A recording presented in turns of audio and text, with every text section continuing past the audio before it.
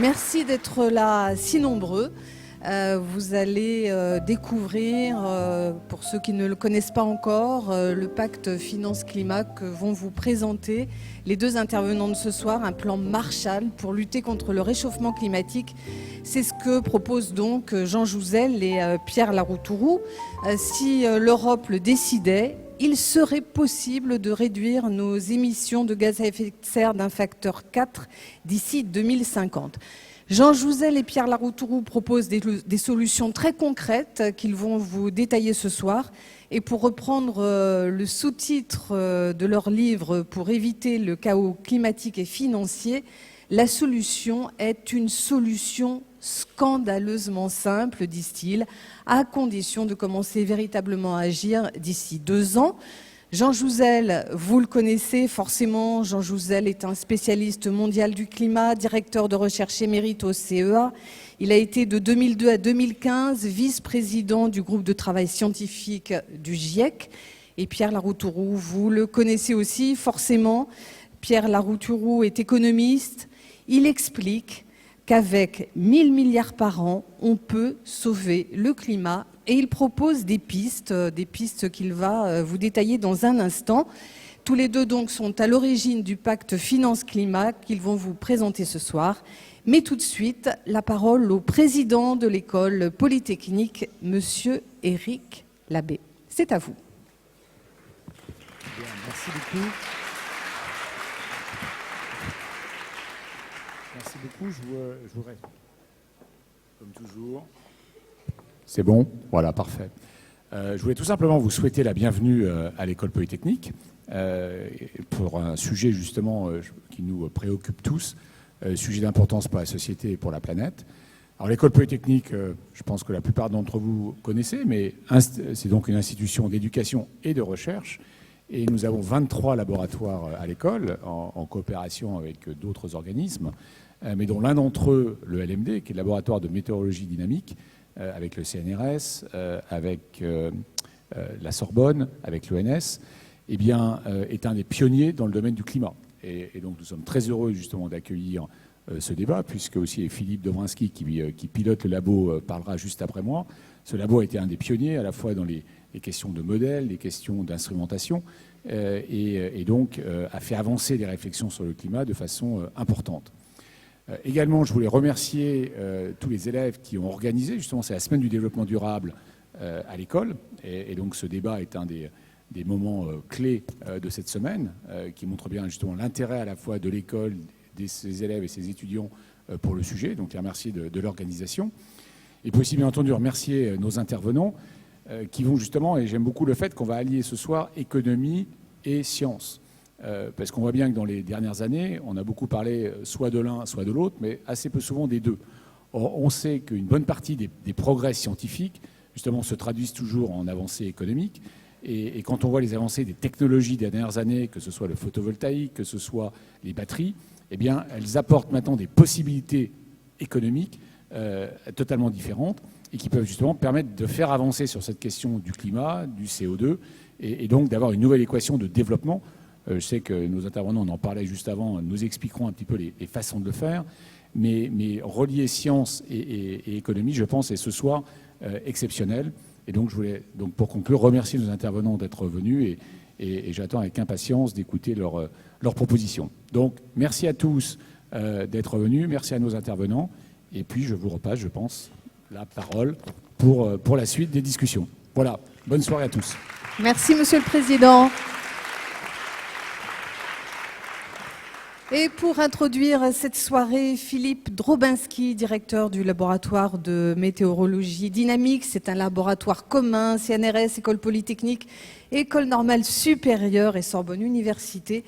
Monsieur Drobinski, c'est vous en fait qui êtes à l'origine de cette soirée. Merci Fabienne, merci Eric. L'année 1968. L'année 1968, c'est l'année de toutes les révolutions. Et les sciences du climat n'échappent pas à la leur. En 1968, le laboratoire de météorologie dynamique est créé. C'est une révolution de paradigme scientifique. La météorologie fait sa transition de sciences naturelles, descriptives, à une science dure basée sur la physique et les mathématiques. Elle repose sur 3 piliers qui constituent depuis 50 ans l'ADN du laboratoire. La mesure des mouvements planétaires, la simulation numérique des écoulements planétaires et l'analyse des données. Quand au milieu des années 70, la communauté scientifique tire le signal d'alarme sur le changement climatique et sur son origine humaine, le laboratoire joue déjà un rôle majeur au niveau international et en 1980, le laboratoire développe un des premiers modèles de climat avec lequel, au sein de l'Institut Pierre-Simon Laplace, le laboratoire contribue aux simulations climatiques dont les analyses sont à la base des rapports du GIEC. Depuis maintenant 50 ans, le laboratoire est un acteur majeur de l'étude de la variabilité et de l'évolution du climat au travers de la collecte et l'analyse de données in situ ou spatiales, de l'analyse des simulations climatiques aux échelles globales et aux échelles régionales.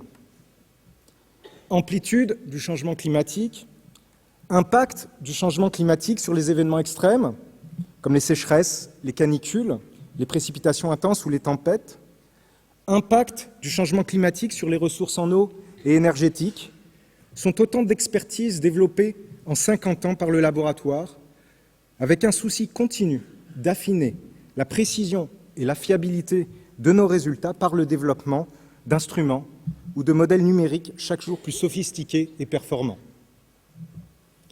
Est-ce que nous vivons dans un climat plus chaud qu'il y a 50 ans ? Très certainement. Est-ce que nous subissons davantage d'événements extrêmes qu'il y a 50 ans ? Certainement. En 2017, le coût des catastrophes attribuées au climat était de 306 milliards de dollars. Que pourrions-nous faire avec tout cet argent pour financer les solutions à l'atténuation climatique et des moyens d'adaptation au changement climatique ?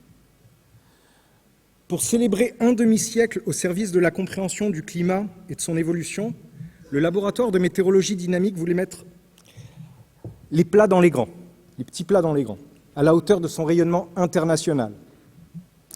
Qui de mieux que des personnalités éminentes pour nous parler du défi gigantesque que représente le combat contre le changement climatique et le défi financier qui lui est associé. Merci à Pierre Larouturou de m'avoir contacté pour l'organisation de cet événement à l'occasion de la publication de votre livre. Merci à Jean Jouzel de m'avoir fait l'honneur et l'amitié d'accepter de participer à ce débat. Jean Jouzel est ancien directeur de l'Institut Pierre-Simon Laplace, dont le laboratoire de météorologie dynamique constitue une des composantes, et bien sûr le climatologue le plus distingué des climatologues français et référence internationale dans notre discipline. Je vous remercie tous d'avoir répondu massivement présents à ce débat de très haut niveau, animé par Fabienne Chauvière, journaliste et experte de ces questions. Et du coup, je vous souhaite une excellente soirée. Merci.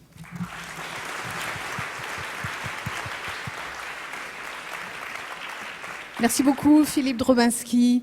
Jean Jouzel et Pierre Larouturou vont maintenant vous présenter le pacte finance-climat qu'ils proposent. Dans quelques instants, bonsoir. Dans quelques instants, Pierre Larouturou expliquera comment il est possible de trouver des financements pour le chantier de la transition énergétique. 1 000 milliards par an sont nécessaires d'après la Cour des comptes européenne. Mais avant cela, où en sommes-nous en matière de climat ? On a appris hier que le réchauffement de 1,5 degré, qui est l'objectif de l'accord de Paris, risque d'être franchi plus tôt que prévu. Jean Jouzel, quel est le constat que l'on peut faire ce soir, ce mercredi 26 septembre 2018 ? Bonsoir à tous et à toutes, Monsieur le Président, cher Philippe. Bonsoir Fabienne et merci aux étudiants qui sont à l'origine aussi de cette soirée. Oui, effectivement, nous avons, Philippe l'a dit, un climat qui se modifie. La perception de ce changement climatique est bien là. Disons... Alors, attends. Moi, ça marche. Il me faut ma présentation. Alors là, il faut faire quelque chose. Ouais, normalement, ouais. On devrait voir des images apparaître à l'écran, c'est ça ? Non, mais comment... Ah, voilà. Ouh, merci Pierre. Merci, bravo. Donc, Donc merci Philippe d'avoir rappelé le cinquantenaire du LMD. Voilà. Donc moi, il y a 50 ans, à 8 jours près, je commençais ma thèse au CEA. Donc voilà. En fait, j'ai commencé début octobre 68.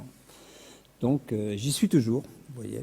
Et je me suis essentiellement consacré à des recherches liées au climat ou aussi à la météo, puisque j'ai fait ma thèse sur la formation de la grêle. Alors voilà, donc ce à quoi j'ai eu la chance de participer, c'est par exemple l'étude des glaces polaires. Ici, un enregistrement du forage de Vostok sur le dernier cycle climatique avec, cette relation entre gaz à effet de serre, méthane, gaz carbonique et la température en Antarctique. Donc, avec des collègues de Grenoble, Claude Lorius, Dominique Reynaud, Jean-Marc Barnola et Jérôme Chaplas. Donc, tous ces résultats ont participé à la prise de conscience du changement climatique. Et évidemment, cette prise de conscience, elle est largement due, essentiellement due aux modélisateurs du climat qui, dans les années 80, envisageaient des réchauffements d'entre 1,5 et 4,5 de réchauffement pour un doublement de gaz carbonique. Donc cette prise de conscience, mais disons que les données du passé, alors je me suis plus intéressé aux données du passé tout au cours de ma carrière, mais ce qui m'a vraiment passionné, c'est en quoi ces enregistrements passés nous apportaient des informations pertinentes vis-à-vis de son évolution future. Et donc c'est plus de l'évolution future que je vais vous parler. D'abord de la réalité du réchauffement climatique. Donc les températures sont augmentation des températures. Et ici, au cours des 50 dernières années, des 60 dernières années, les 3 dernières années ont été les années les plus chaudes. Donc il y a les années rouges qui sont des années El Niño qui sont plutôt en dessus de la tendance, les années El Niña en dessous. Mais les 3 dernières années sont les années les plus chaudes que nous ayons connues et 2018 devrait être la 3e année la plus chaude. Donc ce n'est pas une surprise en fait, puisque ce que nous faisons de façon très claire, c'est que nous avons augmenté à travers nos activités la quantité de chaleur disponible pour l'atmosphère, l'océan, les glaces, les surfaces continentales, ce qu'on appelle les composantes du système climatique. Alors nous l'avons augmenté de façon importante, rapide. En gros, on a 3 degrés de plus, 3 watts par mètre carré de plus disponibles à travers l'effet de serre qu'il n'y a 200 ans. Et en fait, il y a une légère compensation liée aussi à la pollution qui a plutôt tendance à un refroidissement de l'ordre de 20%, si bien que, en gros, on a augmenté la quantité de chaleur disponible d'à peu près 1%. Donc c'était 240 watts par mètre carré, on l'a augmenté de 2,3 watts par mètre carré. Et ce qui est important, eh bien, c'est d'avoir bien à l'idée que de cette chaleur supplémentaire, l'essentiel va dans l'océan. En fait, il y a qu'une petite partie utilisée dans l'atmosphère. Alors évidemment, c'est intéressant de regarder ce qui se passe dans l'atmosphère, c'est là où on vit, mais si on veut tester la réalité du réchauffement climatique, il vaut mieux regarder l'océan. Et là, le diagnostic est sans appel, en particulier à travers l'élévation du niveau de la mer. Vous voyez, cette élévation du niveau de la mer, 3 mm par an, et c'est accéléré, puisqu'on a 20 cm depuis le début du XXe siècle, et là on est plutôt à 3 mm par an, dont 1 mm est lié à la dilatation de l'océan, à peu près l'océan se réchauffe, bien sûr il absorbe une grande quantité de cette chaleur supplémentaire, il se réchauffe de plus en plus en profondeur, et en se réchauffant il se dilate, et l'essentiel du reste de l'élévation du niveau de la mer est lié à la fonte des glaces, alors des glaciers qu'on va appeler tempérés, mais depuis une vingtaine d'années, une contribution très forte du Groenland et de l'Antarctique de l'Ouest. Cette partie de l'Antarctique est au sud de l'Amérique du Sud. En gros, nous avons dans l'élévation du niveau de la mer la combinaison de deux indicateurs clairs du réchauffement, le réchauffement de l'océan et la fonte des glaces. Donc, ça fait partie vraiment du diagnostic qui nous dit que, et je reprends ici, je m'appuie largement bien sûr sur le dernier rapport du GIEC, je reprends ici la conclusion, le réchauffement est sans équivoque et sans précédent, au moins à l'échelle du dernier millénaire, et une large part de ce réchauffement résulte de façon quasi certaine, à plus de 95 chances sur 100, des activités humaines. Alors vers quoi va-t-on ? Eh bien, évidemment, nous allons vers... Bon, là, il y a des choses qu'on saute. Nous allons vers un réchauffement important d'autant plus important que nous allons émettre des gaz à effet de serre. Disons que si nous émettons, là vous avez donc les échelles ont malheureusement disparu, vous avez deux scénarios, un scénario émetteur, un scénario sobre. Donc le scénario émetteur nous conduit vers des températures de 4 à 5 degrés plus chaudes que l'actuelle à la fin du siècle, et ce n'est pas stabilisé. Disons que vous voyez à droite, en bas à droite, c'est la planisphère telle qu'elle serait dans les 20 dernières années, le champ de température, un réchauffement de 4 à 5 degrés en moyenne, mais un peu moins important sur l'océan qui a du mal à suivre, un peu plus important sur les continents et surtout beaucoup plus important, 2 fois plus rapide, et c'est déjà le cas actuellement, dans les régions de l'Arctique. Donc le réchauffement est là avec des conséquences que, disons le GIEC, je m'appuie aussi à, classe en 5 grandes catégories. Alors, je dirais que pour l'ensemble de ces conséquences, je ne vais pas revenir là-dessus, si on prend le scénario émetteur, eh bien, les conséquences sont extrêmement importantes, quel que soit le type d'impact que l'on regarde. On regarde par exemple dans l'océan, l'acidification de l'océan, eh bien, l'océan son acidité a déjà augmenté de plus de 30%, elle serait doublée à la fin du siècle. Alors non pas du tout, c'est pas la propriété d'effet de serre, c'est la propriété d'acide faible du dioxyde de carbone. En fait, 40 milliards de tonnes de CO2 chaque année, une bonne dizaine de milliards vont dans l'océan.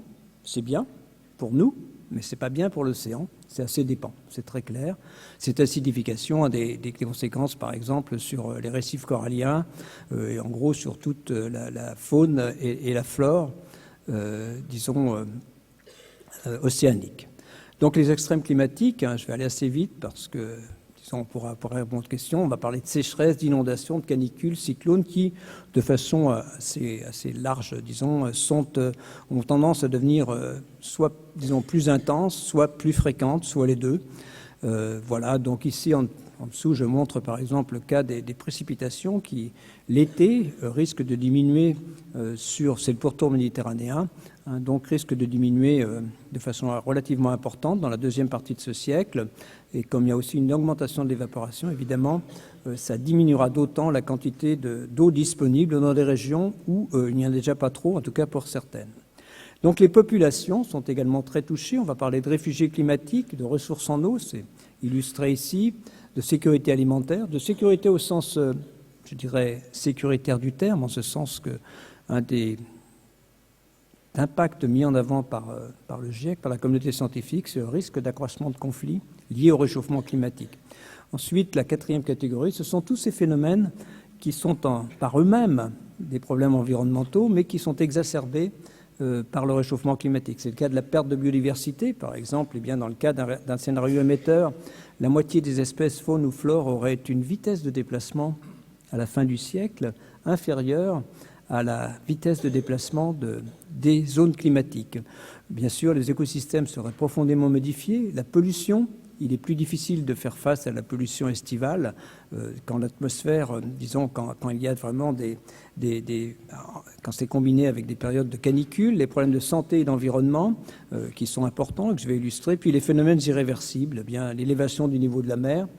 On pourrait atteindre dans ce cas 1 mètre d'ici la fin du siècle, mais qui se poursuivra avec un risque à échéance de millénaire d'une fonte complète du Groenland, et ça correspond à 7 mètres d'élévation supplémentaire.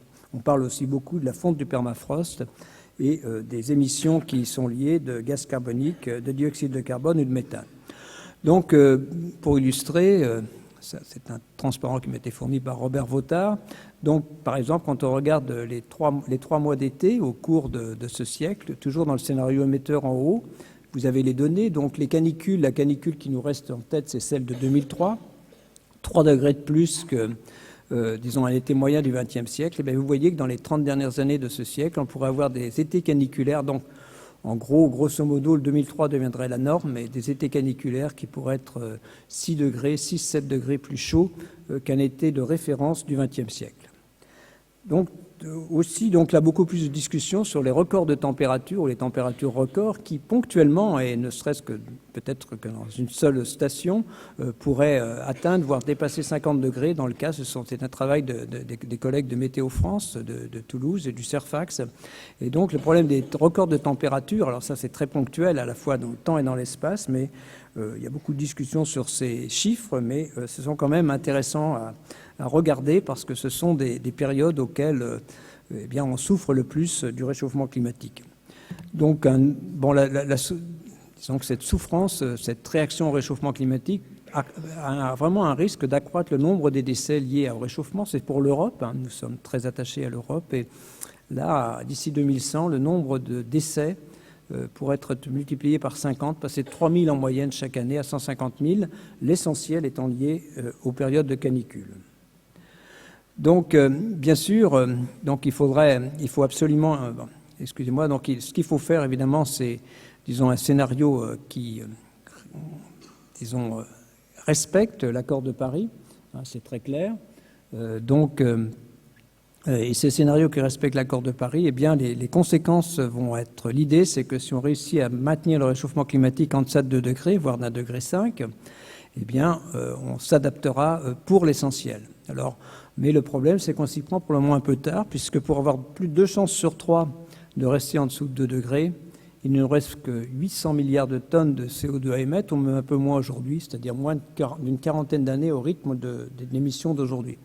Évidemment, c'est pas ce qu'on regarde. On ne va pas faire 20 ans au rythme d'aujourd'hui et puis rien du tout après. Ça se traduit d'une autre façon, c'est-à-dire, disons, un pic d'émissions de gaz à effet de serre le plus rapidement possible. En fait, on n'a plus que 2 ans pour agir et il serait tout à fait souhaitable d'avoir, sinon indispensable, que ce pic soit atteint en 2020 au plus tard. Une division par 3 à l'échelle planétaire d'ici 2050, une neutralité carbone dans la deuxième partie de ce siècle. C'est vraiment quelque chose de très ambitieux, ça correspond à un changement complet de notre mode de développement. Donc une autre façon de voir les choses, qui illustre le fait que eh bien, c'est un changement majeur, c'est que, aussi du point de vue économique, c'est que, en gros, limiter à 800 milliards de tonnes nos émissions, c'est laisser plus de 80% des combustibles fossiles facilement accessibles, des réserves là où elles sont. Voilà, donc le rappel a été fait de ce pic au début de la semaine dernière par le secrétaire général des Nations Unies. On n'a plus que 2 ans pour agir. Alors, voilà où en sommes-nous, effectivement. Donc, le scénario, disons, sur lequel on est plutôt du genre business as usual, hein, vous voyez. Donc là, on irait vers 4 à 5 degrés à la fin du siècle. Là, jusque-là, ce n'est... Mais, disons, si on tenait les objectifs de la COP 21 de l'accord de Paris jusqu'à 2030, cet accord, disons, les engagements n'étant pas compatibles avec l'objectif de 2 degrés, en fait, on est plutôt parti vers des trajectoires de réchauffement de 3 degrés, voire un peu plus, et ça, c'est très important. Et on voit bien là ce qu'il faudrait faire, évidemment, pour rester en deçà de 2 degrés, voire rester en deçà de 1,5 degré. C'est vraiment, voilà, ce sont les émissions, hein, vous voyez, donc il faut vraiment diminuer de façon drastique les émissions des gaz à effet de serre.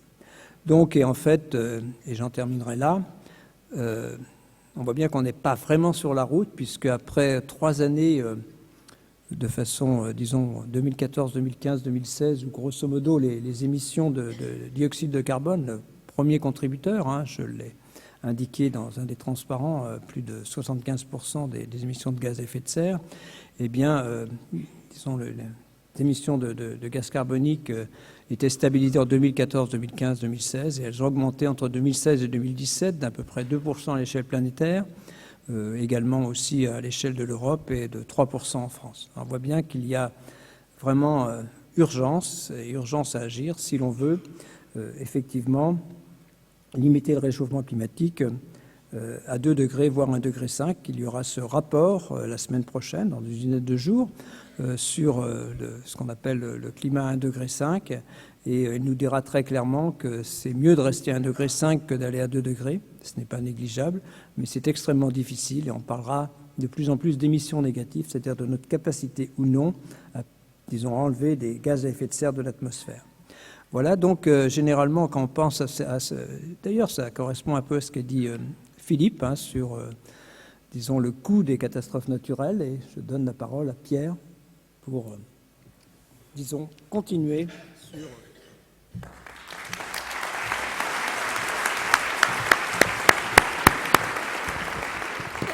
Bonsoir à tous. Merci Jean, merci Monsieur le Président, merci Philippe d'avoir organisé ce débat. Oui, j'arrive comme l'économiste de service pour montrer le coût actuel, le coût financier et économique de la non-action. Cette courbe, elle vient des sociétés d'assurance. Quand il y a 2 millions d'Allemands qui ont les pieds dans l'eau parce que les fleuves ont débordé, il y a une inondation monstrueuse, ces personnes sont assurées et les sociétés d'assurance sont elles-mêmes réassurées pour ne pas faire faillite. Et donc, on a une vision qui complète le travail des climatologues sur le nombre d'événements climatiques qui ont des conséquences financières et économiques. Ça sous-estime le problème des pays du Sud, où les gens sont souvent très mal assurés, mais ça montre que le nombre d'événements climatiques extrêmes qui ont des conséquences a déjà été multiplié par 2,5 depuis 30 ans.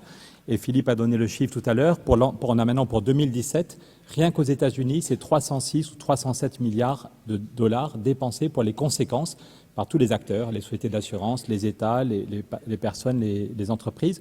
Donc on voit que le coût de notre inaction maintenant devient colossal. Et on se demande évidemment, est-ce qu'on va continuer à mettre chaque année des centaines et des centaines de milliards, sans compter les dizaines et des milliers de morts, c'est le plus important, ou est-ce qu'on ne pourrait pas investir pour tenir les objectifs donnés par Jean pour éviter un emballement du système. Alors derrière ces chiffres que Jean et moi on va vous donner ce soir, c'est évidemment ce qui nous intéresse, ce n'est pas les chiffres, c'est les personnes qui sont vivantes aujourd'hui ou qui le seront bientôt. C'est d'abord dans les pays du Sud que les conséquences sont les plus graves. Jean-Pierre Raffarin, en 2003, avait fait un très beau discours où il parlait d'une responsabilité partagée mais différenciée entre l'Europe et l'Afrique.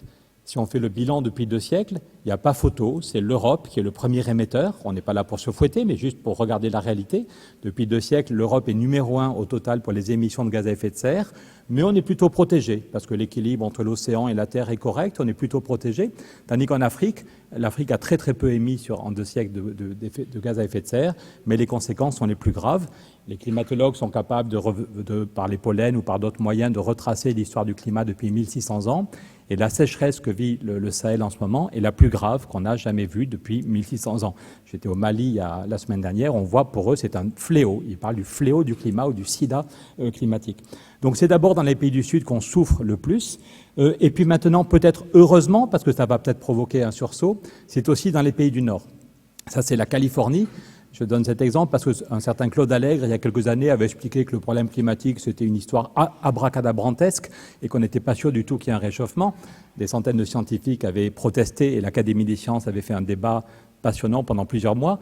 Et à la fin, il y a eu un vote à l'unanimité, y compris Claude Allègre a dû voter un texte qui dit qu'il n'y a plus aucun doute sur le réchauffement climatique, sur sa réalité et sur le fait que la cause essentielle est l'activité humaine. Et Claude Allègre disait donc, on n'est pas sûr qu'il y ait un dérèglement climatique, bof. Et puis de toute façon, la technologie va nous sauver, c'est pas la peine de se compliquer la vie en changeant nos modes de vie. Ce serait bien d'aller en parler aux Californiens, parce que la Californie, c'est un endroit où quand même, en matière de technologie, c'est pas des imbéciles, ils sont plutôt bons il y a l'équivalent de Saclay, voilà, il y a beaucoup de gens qui réfléchissent bien, mais quand il n'y a plus d'eau, il n'y a plus d'eau. Vous voyez un réservoir au bout de 3 ans, c'est un réservoir d'eau douce, mais voilà, les gens sont obligés de se rationner. L'an dernier, c'est la ville de Rome qui a été rationnée, c'est la ville du Cap en Afrique du Sud. Donc les technologies sont très importantes et on propose un investissement très fort dans la recherche, mais les technologies ne vont pas sauver le monde si on continue à accélérer le dérèglement climatique. Alors le dérèglement climatique, c'est des événements extrêmes qui sont de plus en plus nombreux, ou parfois qui ne sont pas plus nombreux, mais qui sont plus forts. Par exemple, les ouragans, le nombre d'ouragans n'a pas augmenté, mais le nombre d'ouragans qui ont des vents très forts, au-delà de 200 km/h, avec des quantités d'eau colossales, là, il y a une augmentation. Les ouragans sont plus durs, plus violents, et avec des conséquences pour les personnes plus importantes. Alors, vu du ciel, ça fait des très belles images. Cet ouragan, il y a 1 an, qui frôlait l'Europe, mais sur le terrain, c'est évidemment des milliers de maisons, des milliers d'écoles dont le toit a été foutu en l'air. Ce stade, heureusement qu'on l'avait évacué en Irlande. Donc maintenant, c'est comme, pour le moment, c'est pas grave, encore une fois, l'Europe s'en sort bien, mais c'est comme si la nature nous envoyait des signaux pour nous aider, au-delà des courbes du GIEC, pour nous aider à nous mettre en mouvement et à comprendre ce qui nous attend dans 20 ou 30 ans si on ne change pas. Au Portugal, il y a 1 an, c'est des gens comme vous et moi qui allaient pique-niquer, il fait beau, c'est cool, on prend un sandwich avec des amis, on va pique-niquer dans la forêt, et puis le feu arrive, c'est des années de sécheresse, la forêt est archi-sèche, il y a des milliers d'arbres qui sont morts, et on n'arrive pas à partir assez vite, et les pompiers ne peuvent rien faire pour pour nous évacuer, plus de 110 morts. Ce sont les canicules à répétition, la sécheresse en Corse ou ailleurs, ce sont les inondations, c'est la question des réfugiés, qui est évidemment une des conséquences les plus graves du dérèglement climatique. Le climat n'est pas la seule cause des mouvements de réfugiés, mais l'ONU nous dit que depuis quelques années, c'est la première cause en termes de nombre de personnes qui doivent quitter le sol où elles sont nées parce qu'elles n'arrivent plus à vivre sur ce territoire. C'est la semaine dernière, plus de 150 morts aux Philippines. C'est des inondations monstrueuses. Les montagnes s'effondrent et les gens sont pris dans leur sommeil. En Europe, on s'en sort bien pour le moment, mais il ne faut pas croire qu'on est à l'abri définitivement. Il y a 2 ans, vous vous souvenez peut-être, en 2016, pour les Parisiens, c'était rigolo. On allait voir la Seine qui débordait, des inondations, c'était plutôt drôle. Moi, j'habite à la Bastille, c'était plutôt amusant. Mais pour les agriculteurs, c'était beaucoup moins drôle. Quand vous avez ça d'eau dans les parcelles, le blé pourrit ou il ne se remplit pas. Le bilan, c'est que la récolte de blé a perdu moins 31% en France et en Belgique cette année-là. Moins 31%.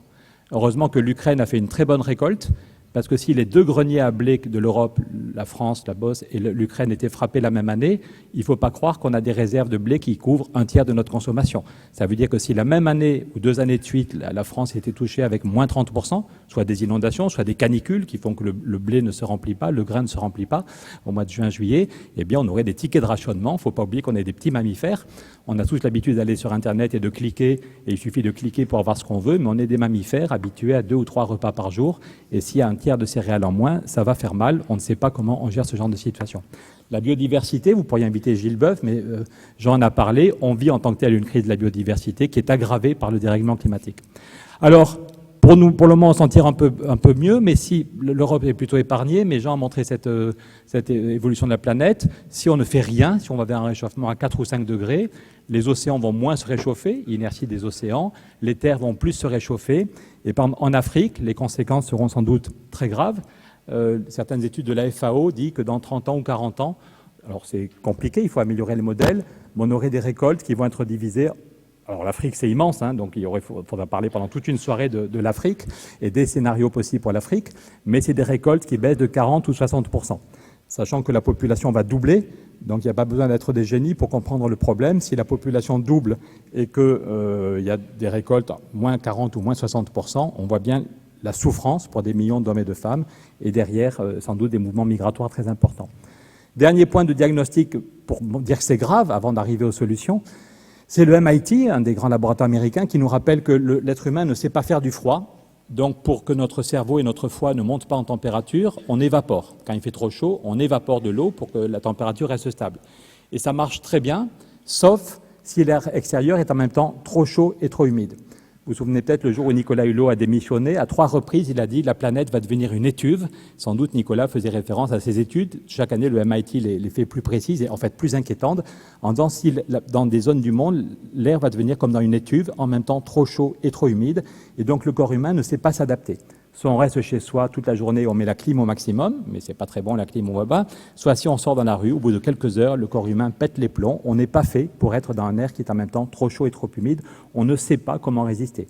Et quand le MIT dit que la zone la plus peuplée de l'Asie, avec 400 millions de Chinois, sera frappée assez régulièrement, pas tout le temps heureusement, mais par ce genre de chaleur d'étuve, personne ne sait comment on gère ces situations. C'est pour ça que la Banque mondiale, quand on voyait l'évolution des récoltes en Afrique, quand on voyait la péninsule arabe ou la Chine qui pourrait être touchée par des phénomènes d'étuve, la Banque mondiale, c'est le scénario le moins pessimiste. L'ONU annonce des chiffres bien plus inquiétants, mais la Banque mondiale pourrait dire qu'on a 140 millions de réfugiés d'ici 30 ans. C'est pas pour rien si Jean Jouzel et les dirigeants, les responsables du GIEC ont eu le prix Nobel de la paix. Ils passent leur temps à parler de CO2, de méthane, analyser de la glace, mais ils n'ont pas eu le prix Nobel de chimie ou de physique, ils ont eu le prix Nobel de la paix. Parce que c'est bien la prospérité, d'abord, et puis la paix mondiale qui est en jeu assez vite. Comment est-ce qu'on fait pour gérer de façon fraternelle et non violente et démocratique s'il y a 90 millions d'Africains qui doivent quitter la terre où ils sont nés? L'Europe a déjà beaucoup de mal à accueillir de façon intelligente et fraternelle 1 500 000 réfugiés. On voit que dans plusieurs pays, il y a des partis néo-nazis qui redémarrent. Qu'est-ce qui se passe si on doit accueillir des dizaines de millions de réfugiés? Il vaudrait mieux agir avant que ça se déclenche. Jean a montré cette courbe, c'est l'évolution du CO2 depuis 50 ans. Ça montre aussi que tous les Américains ne sont pas comme Trump. C'était il y a un peu plus de 50 ans, des chercheurs et puis des militaires qui montaient à 3300 mètres au sommet d'une montagne pour être très loin de toutes les autoroutes, de toutes les zones industrielles, des instruments pour mesurer de façon très fine l'évolution du CO2. En 60 ans, on est passé de 310 ppm à 411 ppm. L'évolution est assez frappante.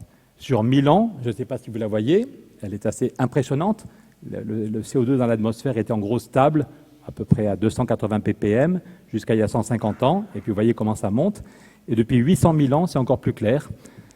Il y avait des oscillations. Les climato-sceptiques disent qu'on s'inquiète pour rien. Il y a toujours eu des oscillations. Ils ont raison, il y a toujours eu des oscillations liées à des cycles naturels. Mais vous voyez que jamais, au maximum, jamais on avait dépassé 300 ppm de CO2, 300 parties par million de CO2 dans l'atmosphère. Et que depuis 50 ans, le fruit de notre développement économique fait que depuis 50 ans, on est passé de 300 à plus de 400 ppm. C'est vraiment flippant. Ça veut dire que depuis 50 ans, on a déséquilibré un système qui oscillait, mais qui était en gros stable depuis 800 000 ans. Voilà. Et quand les climato-sceptiques disent qu'il y a déjà eu des réchauffements, ils ont raison, mais ils devraient dire que la dernière fois qu'il y a eu un réchauffement, il allait 50 fois plus lentement. Il allait 50 fois plus lentement parce qu'il était dû seulement à des causes naturelles et il n'y avait pas le CO2 humain qui faisait cet effet d'accélération. Et à l'époque, il y avait sans doute seulement 25 millions d'hominidés. On n'avait pas l'INSEE, mais en gros, il y avait 25 millions de personnes qui nous ressemblaient. Donc ça allait très, très, très lentement. On avait le temps et il y avait plein de places pour nous accueillir. Tandis que là, ça va 50 fois plus vite et la Terre est pleine. Donc ça complique beaucoup les choses.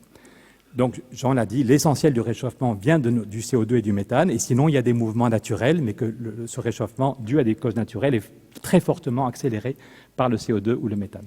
Donc finalement, c'est une bonne nouvelle. Avant d'en venir aux solutions, je dois dire que c'est une bonne nouvelle le fait que nous soyons responsables du problème. Parce que la dernière fois qu'il y a eu ce genre de catastrophe, c'était la fin des dinosaures. C'est un météorite qui arrive. Maintenant, en gros, les scientifiques disent que c'est un météorite de 10 km de long qui arrive, qui percute à côté du Mexique. C'est 1 milliard de fois Hiroshima. C'est les volcans qui se mettent à redémarrer. C'est l'atmosphère qui bloque le soleil et plus aucune photosynthèse ou très bon. Les pauvres dinosaures, même s'ils avaient eu un cerveau un peu plus développé, ils n'y pouvaient rien. Tandis que là, cette fois-ci, on n'est pas dans cette situation d'une fatalité qui nous tombe dessus. Si vous voulez, le météorite, c'est nous. Les responsables, c'est nous à 95%. Donc c'est une bonne nouvelle. Si on prend le taureau par les cornes, si on se retrousse les manches, si on s'attaque aux racines du CO2, des causes du CO2 et du méthane, on doit pouvoir inverser la courbe. Il n'y a aucune fatalité qui nous oblige à aller à la catastrophe. Si j'ai 3 minutes, j'expliquerai pourquoi quand Antonio Guterres, le patron de l'ONU, dit on n'a plus que 2 ans pour agir. Quand vous dînez chez Jean Jouzel, après ça vous dormez plus pendant une semaine. Il y a 1 an, par ailleurs il est adorable, mais vraiment c'est flippant. Il y a 15 000 scientifiques, il y a 1 an, 15 000 scientifiques qui expliquent que bientôt il sera trop tard. Il y a un vrai problème pour nos politiques, c'est de leur montrer qu'on est dans un système qui n'est pas linéaire. Toutes les courbes qu'on vous a montrées jusqu'à maintenant sont linéaires et la plupart de nos politiques, on a été reçus 7 fois déjà à l'Élysée avec Jean ou avec d'autres amis pour porter ce projet, ils ont l'habitude des trucs qui sont linéaires. On prend le dossier quand on arrive et on le retransmet au suivant au bout de 5 ans. Le déficit de la Sécu, le déficit des retraites, bon, c'est des trucs importants, mais on les prend, on les modifie à la marge et puis on les redonne dans 5 ans. Il n'y a pas d'urgence. Et il faut qu'on arrive à leur faire comprendre pourquoi sur le climat, on peut arriver à des points de non-retour, que déjà le GIEC disait dès le 2e rapport qu'il y a un moment où il y aura un basculement, et ça ne va pas être le jour J, on entend un gros craquement, mais il y a un moment où ça va s'emballer, où une fois qu'on aura passé 2 degrés, le mouvement vers les 3 ou les 4 degrés sera beaucoup plus rapide. Il y a un moment où c'est comme quand vous êtes sur un toboggan, quand on était petit, le toboggan au début il va lentement, on peut encore s'arrêter si on veut, puis il y a une pente plus rapide, et là c'est très très compliqué de s'arrêter. Donc pourquoi les scientifiques disent que bientôt il sera trop tard et qu'on n'a plus que quelques années? D'abord parce que cette courbe qui paraît linéaire, elle ne l'est pas. Si vous voyez, quand il avait fallu, si on regarde le temps qu'il faut pour franchir un cap de 10 ppm, il avait fallu 12 ans au début, quand ils ont créé le laboratoire, il avait fallu 12 ans pour franchir le premier cap de 10 ppm. Puis il a fallu seulement 8 ans, puis seulement 6 ans, et là, on a eu seulement besoin de 4 ans pour franchir le dernier cap, entre 400 et 410 ppm. Donc malgré tous les travaux du GIEC, malgré toutes les conférences, on n'est pas en train du tout d'inverser la courbe, on n'est pas en train de ralentir, on est en train d'accélérer, on klaxonne, on va 3 fois plus vite. Le bilan dans l'atmosphère, nos émissions, plus le fait que la planète était bonne fille, elle absorbait une bonne partie du CO2 qu'on émettait, les forêts, les océans absorbaient une bonne partie, mais à force de foutre en l'air les forêts, la déforestation, ça a des conséquences. Donc entre nos émissions qui augmentent et le fait que la planète ait sans doute fait moins cet effet de tampon, le bilan, c'est que le CO2 dans l'atmosphère augmente 3 fois plus vite qu'il y a 60 ans. Deuxième raison pour laquelle ça accélère, c'est ce que Jean a dit, c'est quand la glace fond, on sait tous qu'une feuille blanche, elle renvoie la lumière et la chaleur, et par contre un corps foncé, il absorbe la chaleur. Donc quand les glaces fondent, il y a de moins les glaces de l'Himalaya, les glaces des Alpes ou les glaces des pôles, il y a de moins en moins de surfaces blanches qui renvoient la lumière et la chaleur, il y a de plus en plus de surfaces foncées, donc l'albédo change et le réchauffement provoque la fonte et la fonte provoque du réchauffement. Pareil sur les problèmes de forêt. En Californie, c'est un endroit où on aime bien les forêts et où ils surveillent leurs forêts depuis très longtemps. Et on voit que le volume, la surface des forêts qui brûlent a été multiplié par 4,5 en 60 ans. Voilà. Alors, la seule raison n'est pas le réchauffement climatique. On pourrait dire que s'il y avait plus de gens pour entretenir, pour couper les broussailles, la question de la gestion de la forêt est aussi un sujet. Mais quand même, une des causes fondamentales, c'est bien les canicules à répétition. Et là, c'est pareil, une forêt qui grandit, elle absorbe du CO2.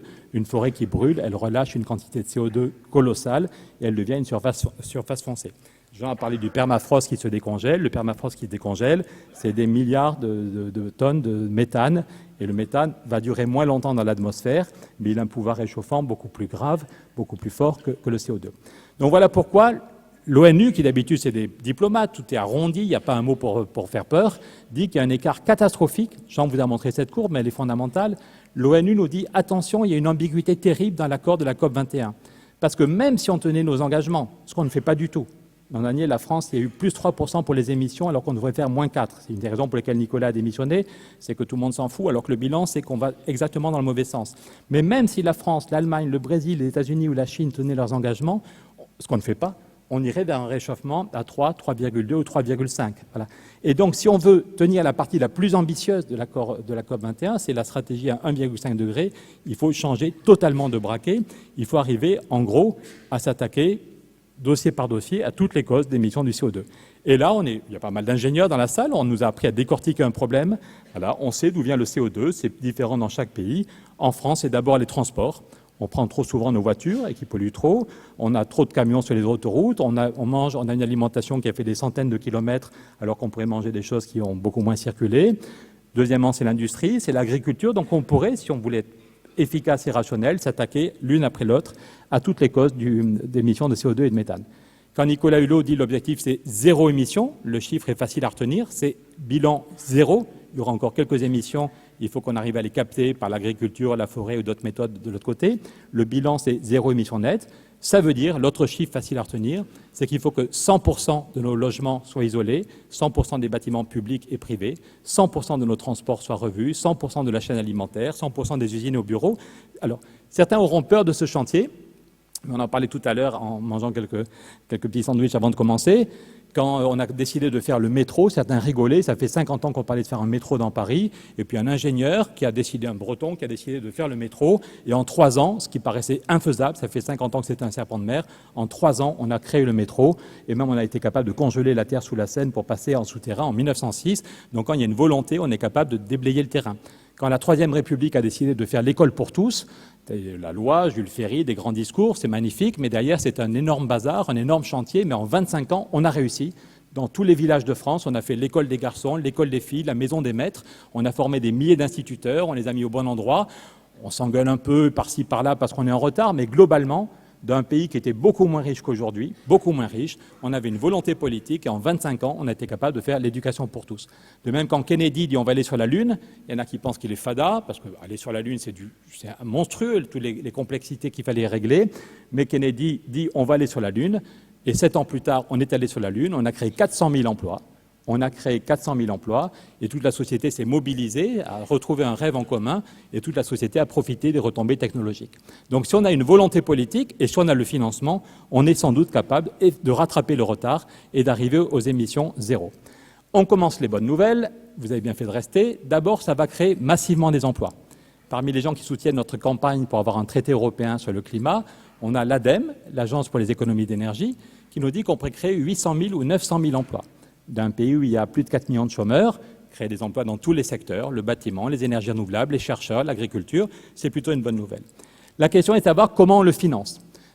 Dans tous les pays, on se heurte à la même falaise financière. C'est la patronne d'Engie l'autre jour qui disait il y a plein de choses qui bougent, les entreprises bougent, les associations et les collectivités, mais on va beaucoup trop lentement, il y a une falaise financière qui nous empêche d'accélérer. En Allemagne, c'est le patronat de l'industrie, c'est très intéressant. Ce n'est pas des écologistes, ce n'est pas seulement des experts, c'est le patronat, le cœur de l'économie allemande qui dit nous devons réussir la transition, c'est une obligation, il n'y a pas le choix, c'est une opportunité, pour créer des emplois, pour prendre de leadership dans certains secteurs, mais il nous faut 50 milliards chaque année pour accompagner le mouvement. Et Mme Merkel fait gloops, parce que 50 milliards chaque année, rien que pour accompagner l'industrie, elle ne sait pas comment les trouver. La semaine suivante, c'est aux Pays-Bas. Le Pays-Bas, c'est un pays où les gens flippent quand le niveau de l'océan monte. Il y a 70% de la population qui est concernée si on suit les projections moyennes d'augmentation de l'océan. La question, c'est qu'il faut isoler 2 millions de maisons pour limiter le réchauffement climatique. Qui va payer? La question suivante, c'est l'adaptation. On ne va pas stopper du jour au lendemain le niveau de l'océan, donc il faut faire des digues, il faut renforcer les digues et les faire plus hautes. Ça va coûter des milliards. Qui va payer? Nicolas Hulot voulait 7 milliards chaque année pour l'isolation des bâtiments. Il ne les a pas eus. Il voulait un plan hydrogène avec 5 milliards. Il a eu 0,1 milliard. Donc partout, on se heurte, quand on a compris l'urgence d'agir, on se heurte au problème du financement. Et vous l'avez dit dans l'introduction, au niveau de l'ensemble de l'Europe, c'est la Cour des comptes européenne qui dit que si on veut rattraper le retard, c'est encore possible. Bonne nouvelle, ça n'est pas trop tard. La Cour des comptes dit que ce qu'on fait, c'est des rustines, qu'on s'amuse, que ça n'est pas sérieux. Mais la Cour des comptes européenne dit qu'il faudrait 1100 milliards chaque année. Là, c'est intéressant parce qu'on ne peut pas dire que c'est des rigolos qui n'ont pas conscience des contraintes. La Cour des comptes, c'est plutôt des gens sérieux. Ils disent qu'on ne peut pas rêver d'un financement 100% privé, ni d'un financement 100% public. Ce serait deux impasses, mais qu'il faut arriver, en mixant les financements, à trouver chaque année 1100 milliards. C'est colossal et ça nous rappelle le chiffre, il y a déjà 5 ans, avec Jean Jouzel, avec Michel Rocard, avec Stéphane Hessel, on avait créé une association, le collectif Roosevelt, qui déjà disait, notre slogan, c'était « Pour sauver les banques, en 2008, on a mis 1000 milliards sur la table, il faudrait mettre 1000 milliards pour sauver le climat ». Certains nous applaudissaient, disaient « Oui, banco ». Mais d'autres disaient, par exemple, quand on allait voir François Hollande, ils nous disaient « Mais non, c'est pas sérieux, les Allemands ne voudront pas, ou la Banque centrale ne voudra pas ». C'est ce qu'on nous disait il y a 5 ans. Et puis tout d'un coup, fin 2014, il y a un tabou qui est tombé, et ce qui était impossible une semaine avant devient la réalité. La Banque centrale européenne annonce qu'elle va créer 1000 milliards.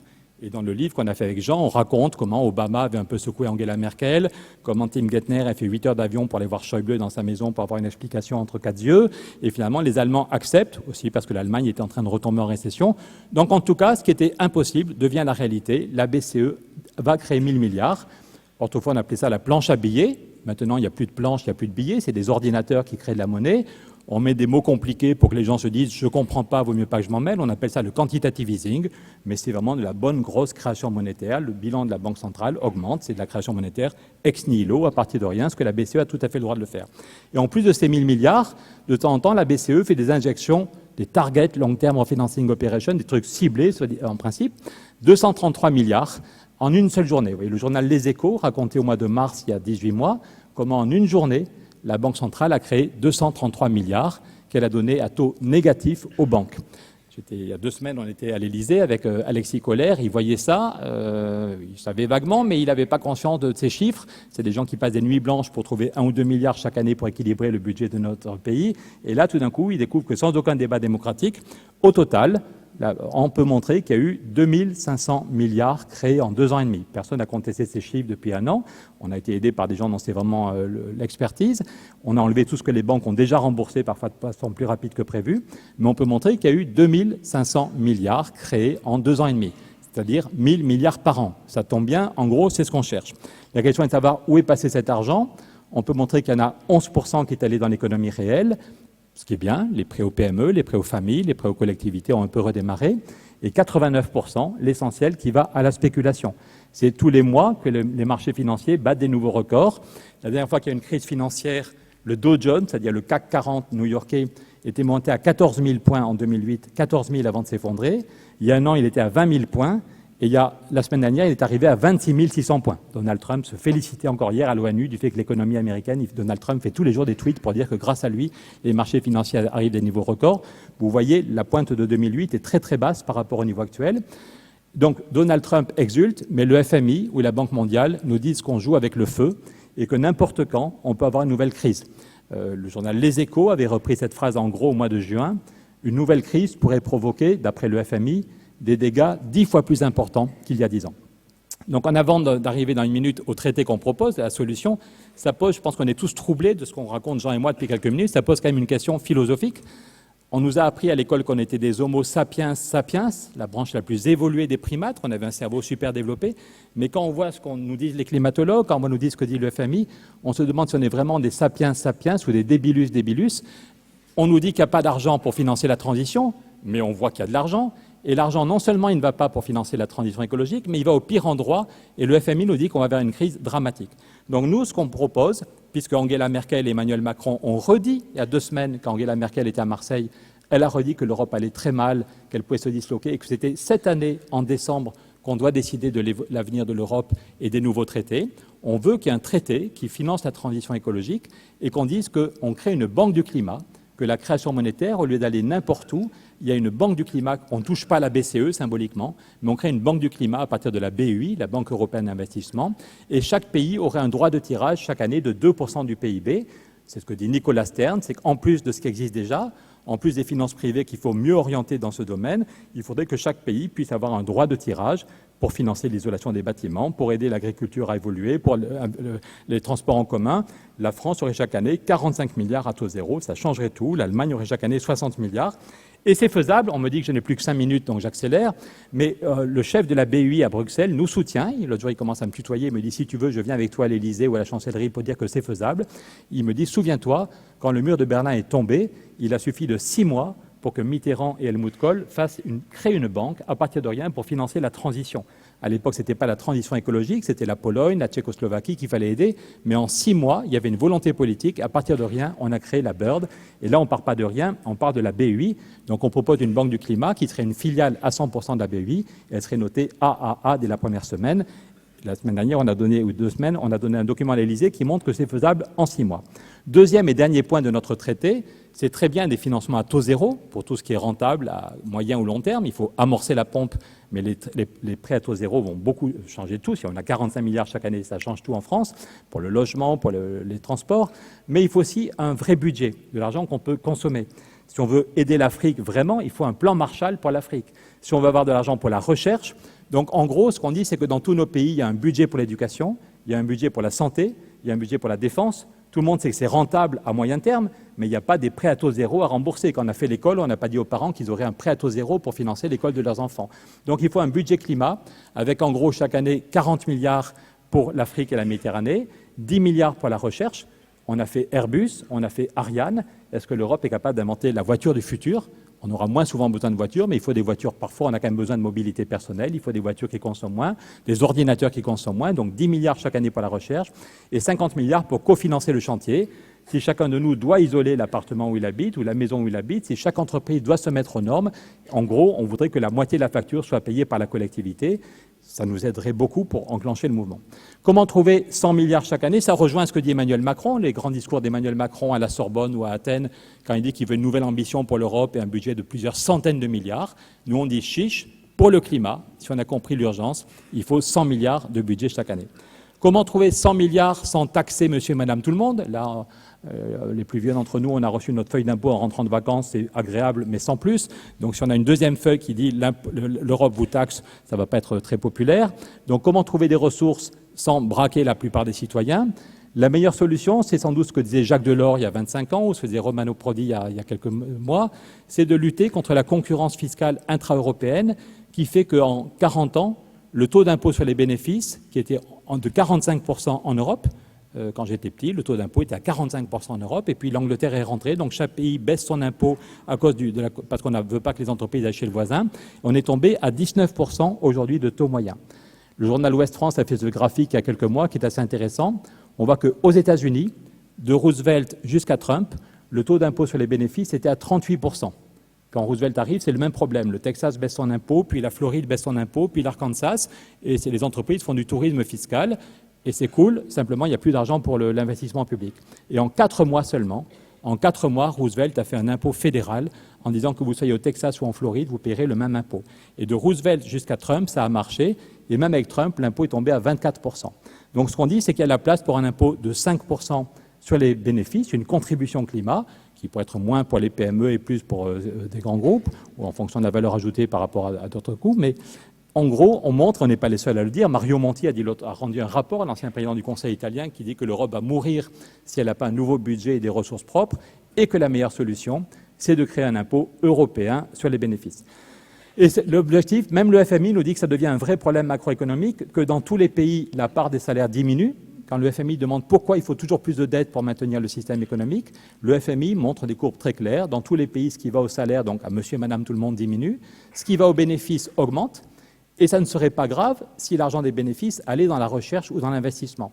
Mais le problème, c'est qu'on voit que sur tous nos continents, la part des bénéfices qui n'est pas réinvestie, ni dans la recherche, ni dans l'investissement, la part des bénéfices qui va aux dividendes et aux marchés financiers est de plus en plus importante. Là, vous voyez en France, l'évolution dans l'industrie française, dividendes par rapport à la masse salariale. Donc même du point de vue bêtement économique, prendre 5% sur les bénéfices pour en faire de l'investissement, ce n'est pas de l'argent qu'on va brûler dans les chaudières de Bruxelles. Chacun de nous aura un chèque pour nos familles, pour nos entreprises. Si Polytechnique doit isoler tous ces bâtiments, la moitié de la facture sera payée par la collectivité. C'est pour ça qu'il faut un budget. Et la façon la plus indolore et la plus efficace, c'est de prendre 5% en moyenne sur les bénéfices. Je le répète, c'est faisable en quelques mois. Et du coup, ça changerait tout. Parce que si on a effectivement un budget européen, on aurait 10 milliards pour la recherche, on aurait de l'argent pour l'Afrique et la Méditerranée, et on pourrait diviser par deux la facture. Et du coup, si on a un traité qui donne ces financements, si on sait qu'on a des financements solides pendant 20 ans ou 30 ans, on pourrait dire qu'on décide de changer les règles et que dans 20 ans, tous les bâtiments publics et privés doivent être isolés. La question de l'efficacité est fondamentale. On voit que le secteur privé commence à bouger sur les questions des énergies renouvelables, ce qui est rentable. Les gens du secteur privé savent que c'est un mouvement vers lequel il faut aller, et si c'est rentable, ils le font. On peut l'accélérer, mais ils le font. Mais par contre, tout ce qui est efficacité énergétique, tout ce qui est aider l'agriculture à évoluer, tout ce qui est investissement dans les transports en commun, le secteur privé n'ira pas. C'est là qu'il y a besoin d'une mixité des approches. Et si vous demandez aux gens d'isoler leur maison, si on veut dire que dans 20 ans, tous les bâtiments doivent être isolés, en moyenne, il faut 25 000 € pour isoler correctement un appartement. On ne peut pas demander à toutes les personnes en France, à tous les ménages, de trouver 25 000 €. Il y en a qui vont dire que c'est juste totalement impossible. Donc nous, ce qu'on veut, c'est qu'en gros, dire vous avez 20 ans pour isoler votre maison, votre appartement, on vous trouvera des gens compétents. Il y a un gros problème de formation, mais c'est un cercle vicieux. S'il n'y a pas de boulot, on ne forme pas les gens. Tandis que si on sait qu'il y a 20 ans pour isoler tous les bâtiments, on va former sur tous nos territoires des gens compétents. Et la moitié de la facture, quand vous devrez payer l'isolation, quand vous devrez payer les travaux, vous recevrez un chèque de l'Europe et de vos États membres, pour nous l'Europe et la France, qui paiera la moitié. Et l'autre moitié, vous le payez par des prêts à taux zéro. Donc ça divise par deux la facture, ça change beaucoup de choses. Et le reste, vous financez un prêt à taux zéro. Là où vous avez votre compte personnel, l'argent de la BUI sera arrivé et vous aurez un prêt à taux zéro et vous rembourserez sur 10 ou 15 ans avec les économies d'énergie. Je finirai en disant que c'est maintenant que les créations d'emplois, on y reviendra dans le débat, mais je dois conclure. C'est au niveau local, on débloque des financements européens, mais c'est au niveau local que ça va bouger, comme en Allemagne, les énergies renouvelables, c'est au niveau local qu'on a innové. Les avantages, on y reviendra. Deux derniers points. Il n'y a pas de solution miracle. On est là ce soir pour parler du pacte climat européen, qui est un levier fondamental, mais il faut en même temps, pour le virus du sida, une amie médecin nous disait que si on a fait des progrès sur le sida, c'est avec la trithérapie. C'est en prenant au même moment 3 molécules qu'on peut foutre KO le virus. Et sur le climat, c'est pareil, il faut taper avec plusieurs leviers en même temps. En même temps, orienter les financements privés vers ce qui est bon, stopper les subventions aux énergies carbonées et changer les règles du jeu en matière d'assurance et de banque pour accélérer la mutation. En même temps, augmenter le prix du carbone. Si un traité européen, on peut dire que le prix du carbone va augmenter, comme ça, ceux qui ne changent pas, ceux qui continueront à avoir une grosse voiture ou qui ne voudront pas isoler leur maison, savent qu'ils vont payer plus cher. En même temps, changer les normes. Dans 20 ans, tous les bâtiments doivent être isolés. Dans 15 ans, il n'y a plus aucune voiture qui roule si elle consomme trop. L'agriculture, voilà les normes dans 15 ans. Et ça va piloter aussi notre effort de recherche. Et puis, le financement qu'on propose, qui rend tout ça faisable. Ça n'est possible que si on ait des millions à le comprendre. Il y a d'abord un travail d'explication. Ce PowerPoint sera disponible, évidemment, pour tous ceux qui le veulent. Il faut qu'on soit des milliers pour gagner la bataille. C'est cette année que ça se décide. C'est pour ça qu'on était très heureux de l'invitation de Philippe et de l'école, parce que les mois qui viennent sont fondamentaux. Il y a le rapport du GIEC qui va sortir le 8 octobre. Il y aura la COP 24 en Pologne. Mais on sait très bien qu'avec Donald Trump, il n'y a aucun espoir. Donc soit ça provoque un découragement supplémentaire, soit l'Europe se dit, nous, on s'y met et on fait la preuve, l'Europe et l'Afrique, qu'on peut vivre bien, créer des emplois et effondrer notre consommation d'énergie. Et ça tombe bien, le sommet européen qui doit décider de l'avenir de l'Europe, il est le 13 et le 14 décembre. Donc ça tombe bien, c'est au moment où la COP va se finir par un échec que l'Europe peut dire qu'elle redémarre. Et l'Europe, aujourd'hui, c'est un truc qui gaffe tout le monde, comme on dit à Bordeaux. Ça ronronne. Moi, mon ami, on a fait un livre avec Michel Rocard il y a 5 ans. Même Michel, qui autrefois était un grand Européen, on voulait enlever le chapitre sur l'Europe en disant « Pierre, plus personne n'y croit à l'Europe ». Mais il faut qu'on soit capable de redonner du souffle à l'Europe. L'Europe, au début, c'était un truc qui déchire. Quand Schuman et Adenauer ont décidé de faire le charbon et l'acier, c'était un truc énorme. Les journaux ont dit le lendemain que c'était une décision révolutionnaire. Ça fait des décennies qu'on se tapait dessus. Il y avait des millions de morts, des millions de familles qui avaient la haine. Et en 2 semaines seulement, En 2 semaines, Schuman et Adenauer ont décidé de mettre ensemble le charbon et l'acier. Et la première phrase de Schuman, le 9 mai 50, est magnifique. La paix mondiale ne saurait être préservée sans des efforts créateurs à la mesure des dangers qui la menacent. Et c'était vrai en 1950, mais aujourd'hui aussi, la paix mondiale est en jeu et il faut des efforts créateurs à la hauteur des dangers qui nous menacent. Et la phrase suivante était magnifique aussi. La France et l'Allemagne proposent une action limitée mais décisive. C'est juste le charbon et l'acier, mais ça va tout changer. La guerre ne sera plus possible. Eh bien, il est temps aussi que l'Europe propose une action limitée mais décisive, sauver le climat et créer massivement des emplois. Merci. Merci beaucoup.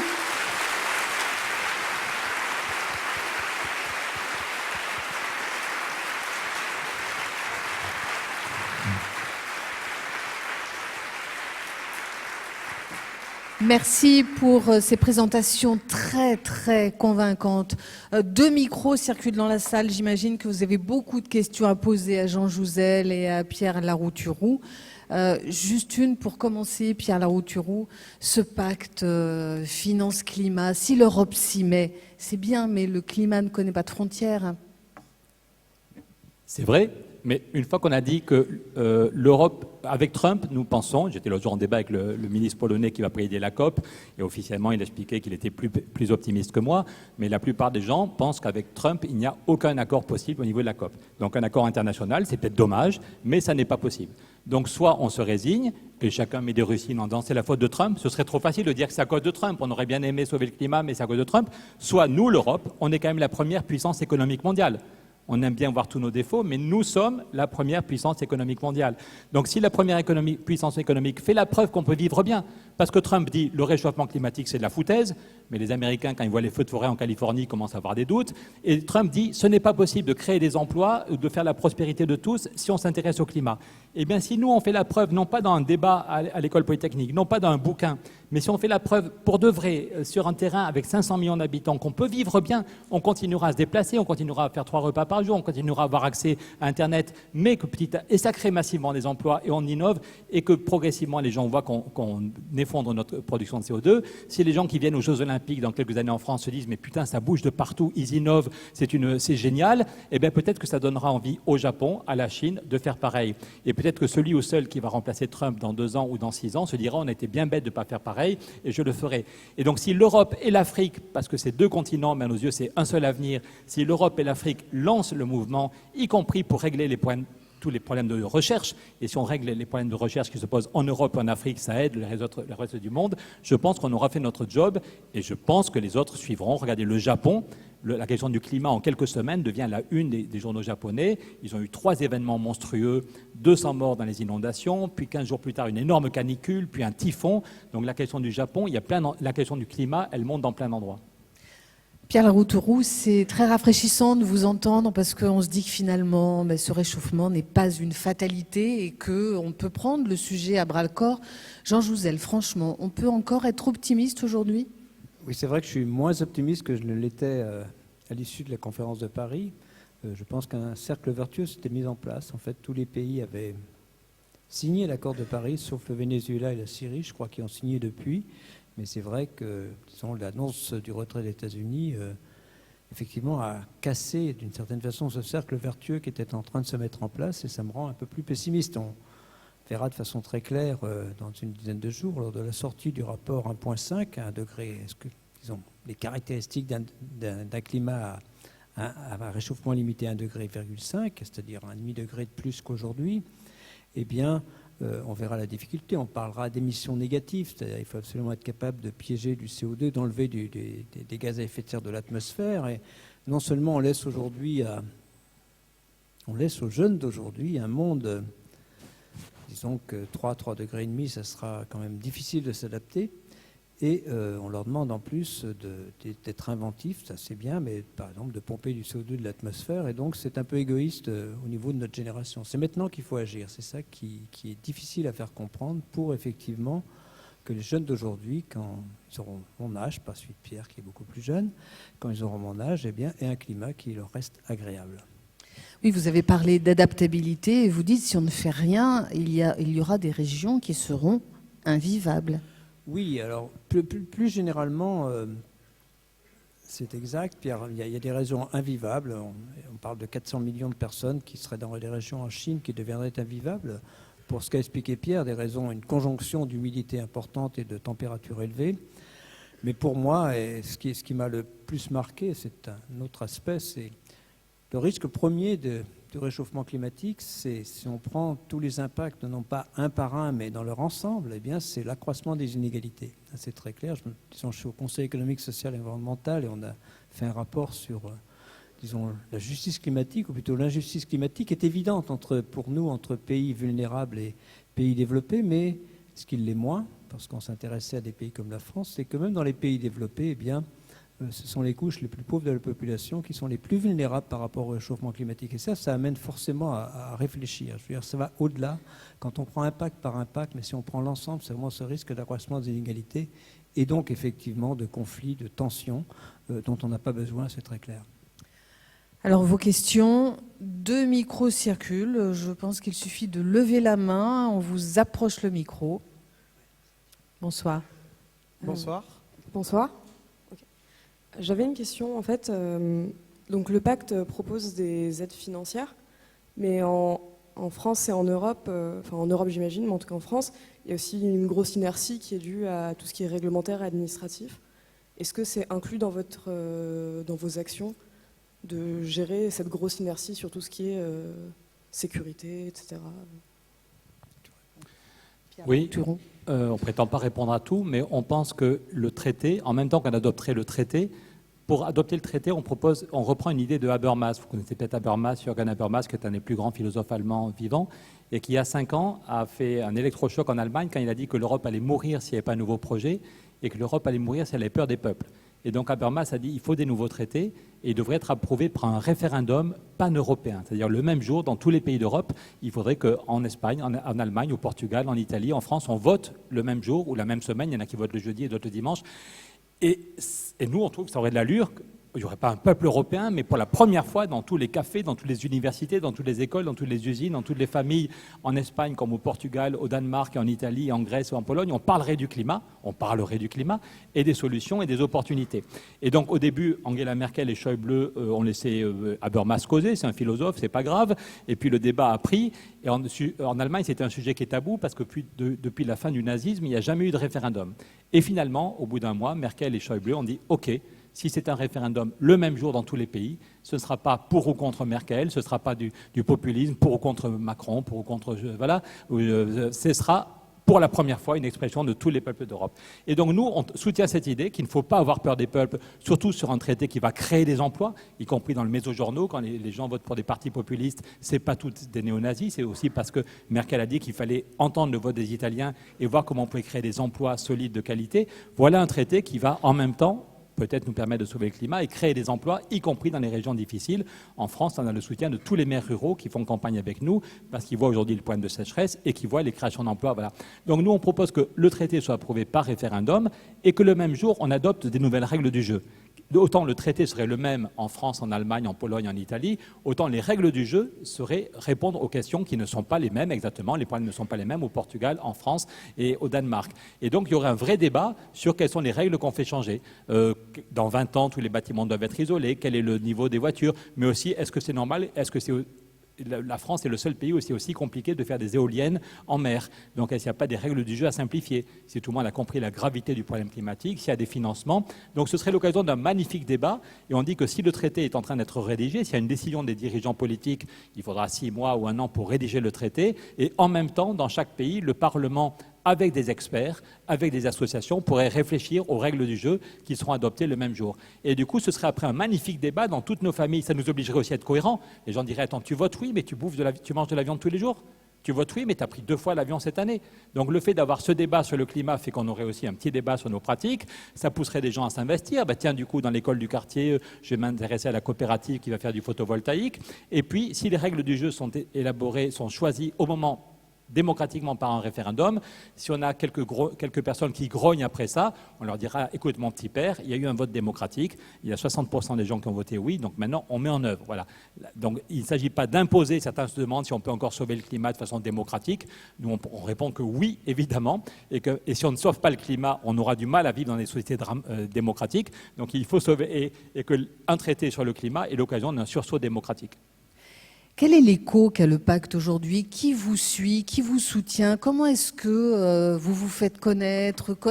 Il y a des réunions comme celle de ce soir, mais comment est-ce que vous en parlez, Jean? Alors comment on en parle? Moi, c'est vrai que j'essaye de témoigner, surtout du point de vue scientifique.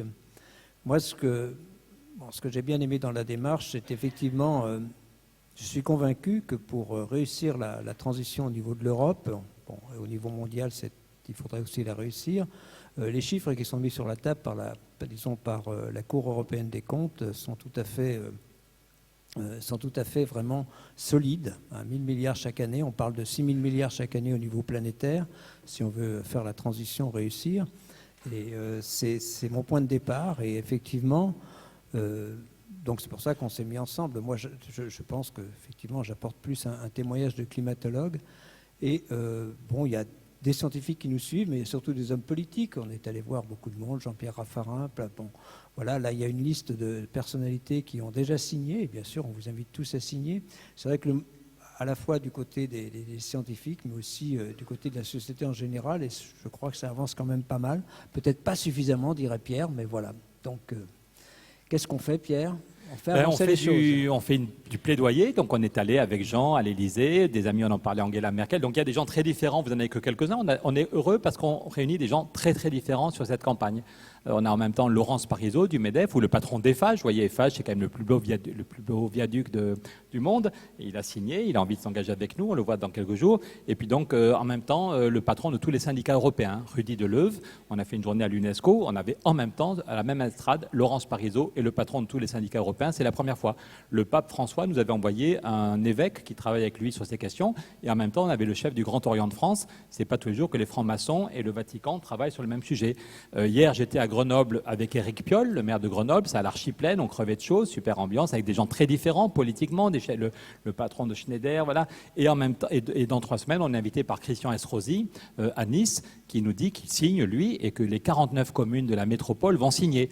Christian Estrosi et Éric Piolle, c'est 2 tendances politiques assez différentes.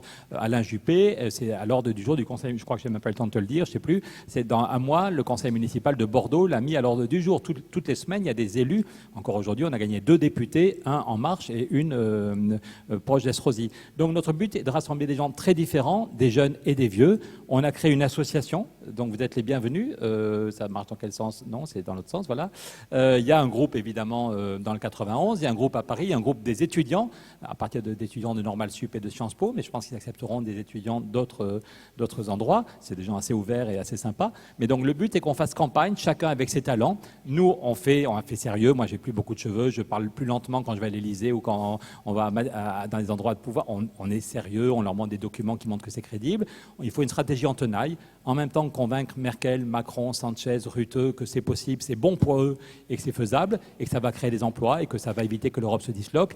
Et en même temps qu'il y a un maximum de citoyens, peut-être que vous n'avez pas tous accès à l'Élysée, à Matignon et à Merkel, nous non plus, on n'y va pas tous les jours quand même, mais il faut aussi qu'un maximum de citoyens, je répète, la théorie du dentifrice, il faut en même temps que le bouchon ne soit pas complètement bloqué, donc il faut que Merkel et Macron se disent c'est plutôt une bonne idée, et puis en même temps pousser sur le dentifrice. Si on ne pousse pas sur le dentifrice ou si c'est complètement bouché, donc il faut en même temps que des gens débouchent un peu et pousser. Donc il faut qu'on soit le maximum à s'engager. Peut-être que vous avez trouvé que je parlais trop vite, mais c'est aussi qu'on allait me couper la parole, donc non, je rigole. Mais donc peut-être que vous n'avez pas tout compris de ce que je racontais, mais si vous êtes en gros d'accord, vous pouvez reprendre le PowerPoint et le diffuser dans vos réseaux. Même si vous n'êtes pas d'accord à 100%, on n'est pas en train de créer une secte. Jean-Pierre Raffarin nous a dit qu'il signait. Il a dit que ça va énerver les plus libéraux. Quand on dit qu'il faut un impôt de 5%, il dit peut-être que ce ne sera pas exactement 5%. Peut-être que si on lutte contre l'évasion fiscale, fiscale, on pourrait aussi avoir un impôt plus faible. Mais en gros, si vous êtes d'accord pour dire qu'il faut une banque du climat et qu'il faut un budget européen et que ça se décide dans les mois qui viennent, il faut qu'on soit le plus nombreux possible à faire campagne dans la diversité de nos réseaux. Ouais, et qu'il faut agir. J'ajoute que vous avez un site qui est extrêmement bien fait et qui explique très très bien les choses. Et on peut s'engager voilà, devant son ordinateur très simplement. D'autres questions? Forcément, je vois un bras qui se lève ici. Est-ce qu'on peut approcher un micro, s'il vous plaît? Non, il y a déjà... On m'a donné le micro. Oui, donc... bonsoir. Oui. Bonsoir. Une question un peu simple. Vous nous avez montré que l'objectif, c'était de rester en dessous de 2 degrés. Pourquoi 2 degrés? Oui, c'est plus qu'un symbole. 2 degrés, c'est en gros...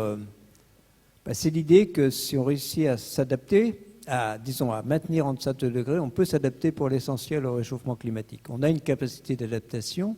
Alors évidemment, ça dépend ce que l'on regarde. Par exemple, l'élévation du niveau de la mer se poursuivra dans tous les cas d'au moins 50 cm, probablement 1 mètre à la fin du siècle prochain. Mais l'idée qui est derrière cet objectif de 2 degrés, c'est la capacité d'adaptation. Et d'ailleurs, c'est la même idée qui est derrière l'objectif 1,5 degré, c'est-à-dire que certains pays pensent que 2 degrés, c'est déjà trop, disons par rapport...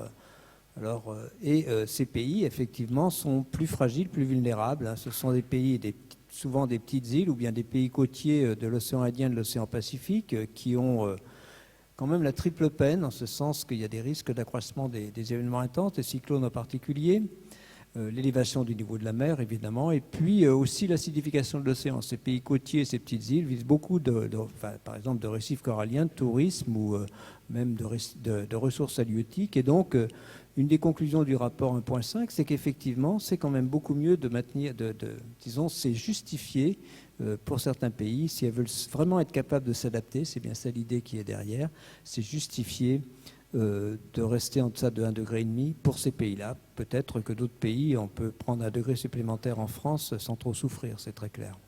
Est-ce que ça veut dire qu'au-delà de 2 degrés, on n'est pas très sûr des scénarios possibles derrière ou... Si, malheureusement, on est, disons, bien sûr, je dirais que les incertitudes s'accroissent aussi avec disons, pas tellement sur les températures, mais plus sur les changements de précipitation. Mais on sait effectivement, un des cas qui est relativement bien documenté, c'est l'élévation du niveau de la mer. Si on maintient le réchauffement climatique au-delà de 2 ou 3 degrés pendant quelques siècles, eh bien, c'est le risque, à échéance millénaire, pas à échéance séculaire, d'une fonte complète du Groenland. C'est-à-dire que notre action, je ne dirais pas des 2 prochaines années, mais des prochaines décennies, va décider ou non de la fonte du Groenland à échéance de quelques siècles, plutôt un millénaire. Donc tout cela, c'est quand même bien documenté. On se pose des questions sur... Donc il y a tous ces problèmes de points de non-retour, mais il y a surtout une irréversibilité des phénomènes qui est là et effectivement qui s'accentue à mesure qu'on va vers des réchauffements importants. Il faut bien voir que 5 degrés, 4 à 5 degrés, c'est effectivement la différence qu'il y a à l'échelle planétaire entre le dernier maximum glaciaire aujourd'hui et comme l'a dit Pierre, on est en train de faire ça, si on allait vers 5 degrés à la fin du siècle, de 50 à 100 fois plus rapidement qu'entre le dernier maximum glaciaire aujourd'hui. Ce qu'on fait actuellement à notre planète, c'est extrêmement dur, c'est extrêmement intense, rapide à l'échelle des temps géologiques. Et donc, si on sait très bien que si on émet tous les gaz à effet de serre qu'on peut émettre, eh bien on ira plutôt à 6-8 degrés à la fin du siècle prochain. Tout ça, ce sont des chiffres dans lesquels malheureusement on est assez confiant. Donc ça veut dire qu'il ne faut pas le faire, c'est clair. J'ai beaucoup de questions, mais vous en avez aussi, forcément. Je vois beaucoup de bras qui se lèvent. Alors, je ne sais pas qui a le micro. Oui, j'ai le micro. Bonsoir. Bonsoir. Alors, ma question, c'est sur la partie solution. Donc, vous proposez d'injecter 1 000 milliards d'euros pour le climat ne change plus, enfin, en tout cas, arrêter les émissions de CO2. Est-ce que vous pensez vraiment, ma question, c'est est-ce que vous pensez vraiment qu'une injection comme ça de masse monétaire et une croissance qui serait plus verte peut vraiment nous sauver? Juste pour illustrer mes propos, si on prend l'exemple, il y avait, je crois, 300 milliards pour le secteur des transports, à peu près, je crois, sur une de vos slides. Mais finalement, ça serait quoi? Ça serait remplacer les voitures existantes par des voitures électriques. Mais on sait que, en fait, non, mais voilà. Du coup, est-ce qu'il y a vraiment une solution comme ça, juste en injectant des milliards, changer Non, pardon, peut-être que je n'ai pas été clair et peut-être que j'ai un tout petit peu raccourci, ça ne se voit pas, mais ma présentation ce soir. Et donc, il y a un moment où, sinon, d'habitude, j'explique bien qu'il y a besoin d'efficacité, de sobriété, qu'il n'y a aucune solution technologique qui tient la route. Si tous ceux qui ont une grosse voiture, qui prennent leur voiture même pour aller chercher du pain ou du lait quand ils n'ont pas fait les courses, s'ils rêvent de remplacer leur grosse voiture à essence par une grosse voiture à électricité, ça ne marche pas. Donc, en gros, si on veut arriver d'ici 30 ans à peu près à la neutralité carbone, que le bilan soit zéro, il faut à la louche diviser par 2 notre consommation d'énergie. Ça veut dire efficacité, sobriété, ça veut dire prendre moins souvent sa voiture, c'est-à-dire marcher à pied, prendre son vélo et avoir des transports en commun. Et quand on a quand même besoin de mobilité personnelle, parce que tous on en a quand même besoin, avoir des voitures qui consomment beaucoup moins. Sans doute des voitures plus légères. L'autre jour, à la Société de physique, comment ça s'appelle, la Société, Michel Spiro m'avait amené. Société française de physique. Merci. La Société, voilà. Quelqu'un disait que quand il était petit, les voitures faisaient en moyenne 500 kg et maintenant elles font 1500 kg pour transporter en moyenne 80 kg ou 160 kg d'êtres humains. Est-ce qu'on a besoin d'avoir triplé, de mettre autant de masse à déplacer? Donc c'est des voitures qui seront sans doute plus légères, qui iront un peu moins vite, ça va avec un rythme de vie un peu différent, et qui seront peut-être alimentés avec des énergies renouvelables. Il y a 2 semaines, j'étais invité par les jeunes agriculteurs. C'est très intéressant de voir comment le monde agricole se met en mouvement. Le débat sur le climat, Jean n'avait pas pu venir, il était pris par ailleurs, mais c'était la grande fête de rentrée de tous les jeunes agriculteurs de France, 20 000 personnes dans la campagne de Fougères. Et le grand débat de l'après-midi, c'était la question du climat. Et le gars qui m'accueillait disait, il y a 15 ans, on ne vous aurait pas invité. En 2003, on a dit, bon, il y a une canicule, mais bon, des canicules, il y en a toujours eu. Et là, il dit maintenant, il n'y a plus aucun paysan qui est climato-sceptique. On voit tous les problèmes. Dans l'Est de la France, ils en sont à distribuer du foin depuis le début du mois d'août, alors qu'en principe, le foin, c'est pour le mois de novembre, quand rentrent les bêtes. Donc maintenant, si on nous aide à avoir des solutions, et il dit, on pourrait, j'ai donné l'exemple du biogaz, aujourd'hui, quand vous êtes un éleveur, quand vous avez des cochons ou des vaches, le lisier, c'est une source de pollution. On ne sait pas quoi faire du lisier, ça pollue la nappe phréatique, ça fait des algues vertes. Avec le lisier, si on le met on peut faire du méthane, on peut faire du biogaz, qui servira pour alimenter, par exemple, des voitures ou pour alimenter le réseau de gaz. Et il dit, OK, on est partant, mais simplement, aujourd'hui, l'investissement, c'est de 500 000 euros. Pour faire du biogaz, il faut 500 000 euros. La plupart des paysans n'arrivent pas à se payer le SMIC chaque mois. Donc, on ne va pas leur demander de faire 500 000 euros. Par contre, si on nous dit que la moitié de la facture sera payée et si on nous promet qu'on va être raccordé au réseau, qu'on aura des débouchés pendant 20 ans, là, OK. Il dit, en quelques années, on peut s'arranger pour convaincre les agriculteurs d'accélérer s'il y a ces aides financières. Et dans chaque ferme qui fait de l'élevage, on pourra avoir du biogaz ou se mettre à 2 ou 3 fermes. En Isère, c'est des fermes plus petites. On mettra, les gens de GRDF disaient on pourrait mettre 2 ou 3 fermes ensemble, comme on peut mettre 3 fermes pour acheter un gros camion. Et du coup, ça peut créer un emploi dans chaque ferme et ça va créer une ressource supplémentaire. Donc, vous voyez comment ce qui était un problème, le lisier, on ne sait pas quoi en faire, ça sent pas bon, ça pollue l'eau, on se fait engueuler par les citadins parce que ça pollue la nappe phréatique, ça devient une ressource supplémentaire pour les agriculteurs s'il y a cette aide. Et donc, j'en reviens à votre question. Si tout le monde veut avoir une grosse voiture électrique, on n'a pas les terres rares nécessaires pour faire les batteries et on ne sait pas comment produire autant d'électricité. Donc, il y a besoin, en gros, je répète, de diviser par 2.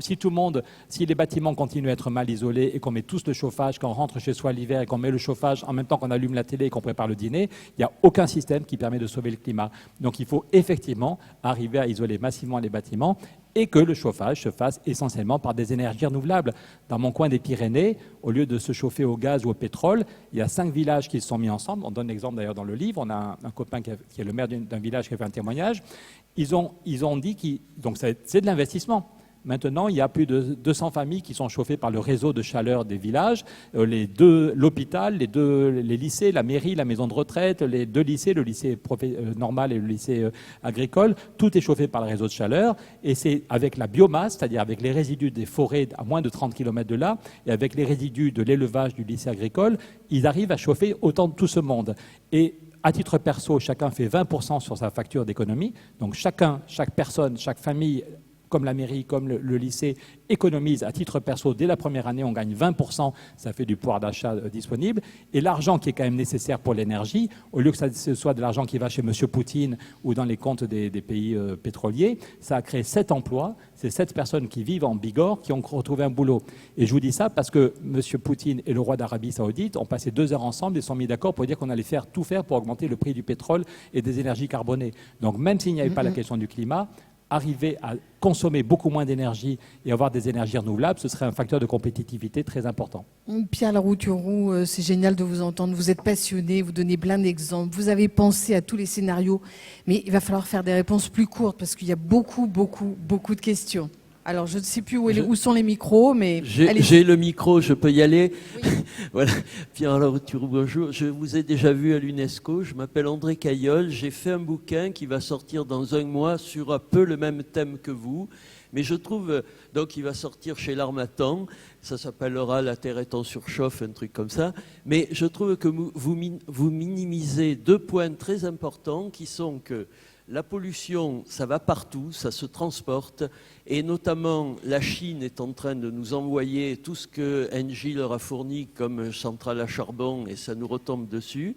Et d'autre part, tout le monde est en train d'acquérir le niveau de vie, on va dire, des Américains et des Européens. Enfin, tout le monde est tenté par notre mode de vie, et l'OMC permet aux multinationales de généraliser ce mode de vie. Et si tout le monde s'y met, nous on consomme 3 planètes et demie à peu près avec notre mode de vie. Si tout le monde s'y met, et en particulier l'OMC permet aux multinationales de propager notre mode de vie, on n'est pas sorti de l'auberge. Oui, on a compris le sens de votre question. Je suis désolée d'interrompre, mais là, il faut que un maximum puisse prendre la parole. Jean, oui, vous voulez répondre? Très simplement, les règles de l'OMC actuellement ne sont pas compatibles avec la lutte contre le réchauffement climatique. Pour le devenir, il faudrait qu'elles prennent en compte les externalités négatives environnementales en général, ce que l'OMC ne fait pas. Et donc, c'est effectivement extrêmement difficile d'être optimiste, y compris par rapport à cela, tant que l'OMC, disons, continue à ignorer le problème environnemental, ce qui est le cas actuellement.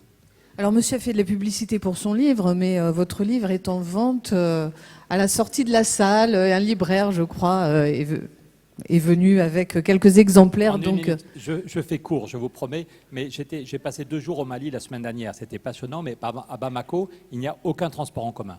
Donc tout le monde rêve d'avoir une voiture, et ceux qui ne peuvent pas avoir une voiture, ils ont d'abord une moto. J'ai vu des milliers de motos qui pétaradaient avec un gaz monstrueux. Donc est-ce qu'on investit dans les transports en commun, y compris des systèmes qui sont légers, des téléphériques, au lieu de faire des gros trous là, ou d'aller dans des endroits où il n'y a plus d'espace. Voilà. Est-ce qu'il y a un plan Marshall pour l'Afrique? Et c'est intéressant parce que parmi les gens que j'ai rencontrés, il y en a qui disent « vous n'y arriverez pas parce que le rêve des Africains, c'est de monter en gamme, d'avoir un téléphone, d'avoir une voiture ». Et d'autres disent « attendez, la question du climat, c'est un fléau au Mali. Plus de la moitié de la population, ce sont des paysans et qui voient tous les jours les problèmes d'inondation. Quand on a mis du riz et que le fleuve Niger déborde, la récolte est foutue. » Donc il y a besoin de parler et que les peuples choisissent, mais il faut tout faire pour que l'Afrique puisse monter en prospérité, qu'ils aient un niveau de vie qui s'améliore, sans passer par la case pétrole et charbon. C'est pour ça qu'il y a besoin d'investissement. Mais ils ont toutes les ressources, ici c'est de la biomasse, ici du photovoltaïque, ils ont toutes les ressources intellectuelles et physiques pour réussir cette mutation, mais ils ont besoin d'investissement. La Chine met des dizaines de milliards dans ce qui est très rentable, mais c'est le rôle de l'Europe d'aider à investir dans ce qui n'est pas très rentable, mais qui est fondamental pour qu'ils changent en même temps que nous de modèle. On continue avec les questions. Bonsoir. On doit être quelque chose comme 200 étudiants. Et ce soir, on est potentiellement des futurs ingénieurs et peut-être même des futurs dirigeants. Ici. Qu'est-ce que vous attendriez de nous Beaucoup. Oui, beaucoup. Il est clair que peut-être beaucoup de... Bon, d'abord, alors, je veux dire ce que je pense. J'aimerais bien quelques-uns avec des étudiants ici viennent faire de la recherche avec nous, parce qu'on en a bien besoin. Ça, c'est un premier point. Je vous invite à le faire. C'est passionnant, parce que je pense qu'il faut le dire. Mais il y a aussi quand même certains d'entre vous qui iront dans des entreprises ou dans des...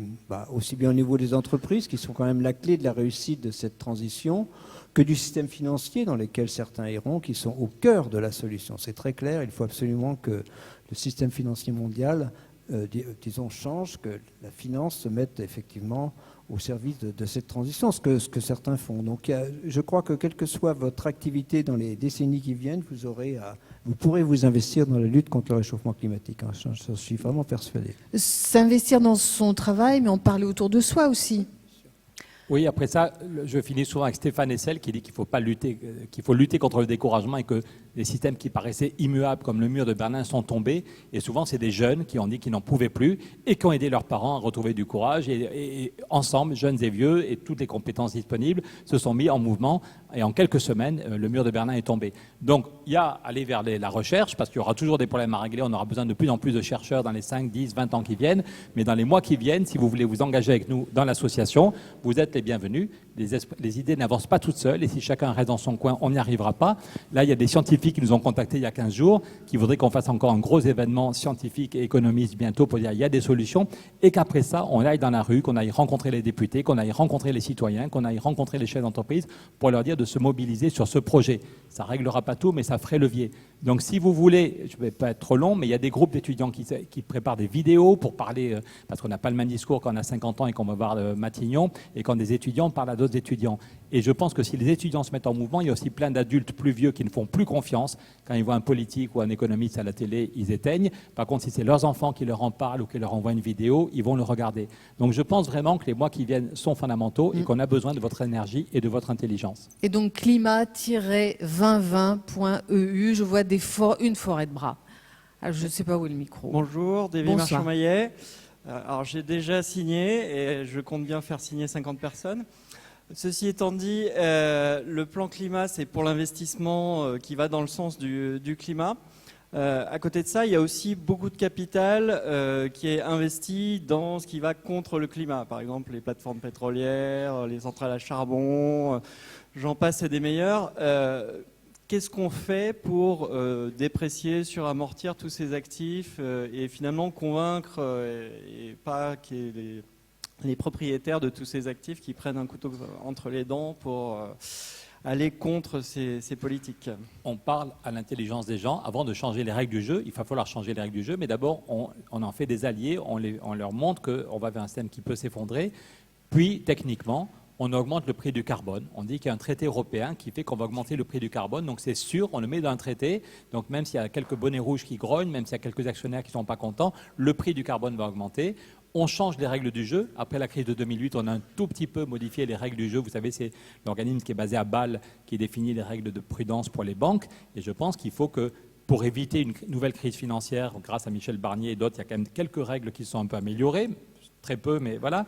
Et donc je pense qu'il faut comprendre que la question du climat est aussi dangereuse pour la stabilité mondiale, pour la paix, pour l'économie, et qu'il faut aussi changer les règles du jeu. Donc ça commence à bouger. Quand AXA annonce 4 milliards d'investissements bruns en moins, quand Total, le patron de Total qui demande une taxe carbone, je pense que si on s'était vu il y a 3 ans, aucun de nous n'aurait pensé que M. Pouyanné allait militer pour une taxe carbone et allait tous les mois acheter des entreprises dans les énergies renouvelables. Donc il y a quand même des choses qui bougent, mais pas du tout assez vite. Et donc il faut parler à l'intelligence des gens, sinon les gens vont se braquer, et puis la carotte et le bâton, augmenter le prix du carbone et changer les règles du jeu et montrer que ça peut être rentable d'investir autrement. D'autres questions? Oui. Oui, bonjour, Joël Gréa, cofondateur de Dojo, centre de recherche en innovation économique et initiateur du mouvement Disrupt Apocalypse qui fait des conférences sur le sujet. Je vous trouve beaucoup optimiste sur certains points. Il y en a un notamment sur les questions de civilisation et de résilience de civilisation. On voit que les Mayas, il a fallu probablement moins d'un degré pour les dégommer. 1,5 degré au Groenland, les Vikings n'ont pas résisté. Et plus généralement, il y a un problème de l'enfer venant du fait que l'enfer est pavé de bonnes intentions.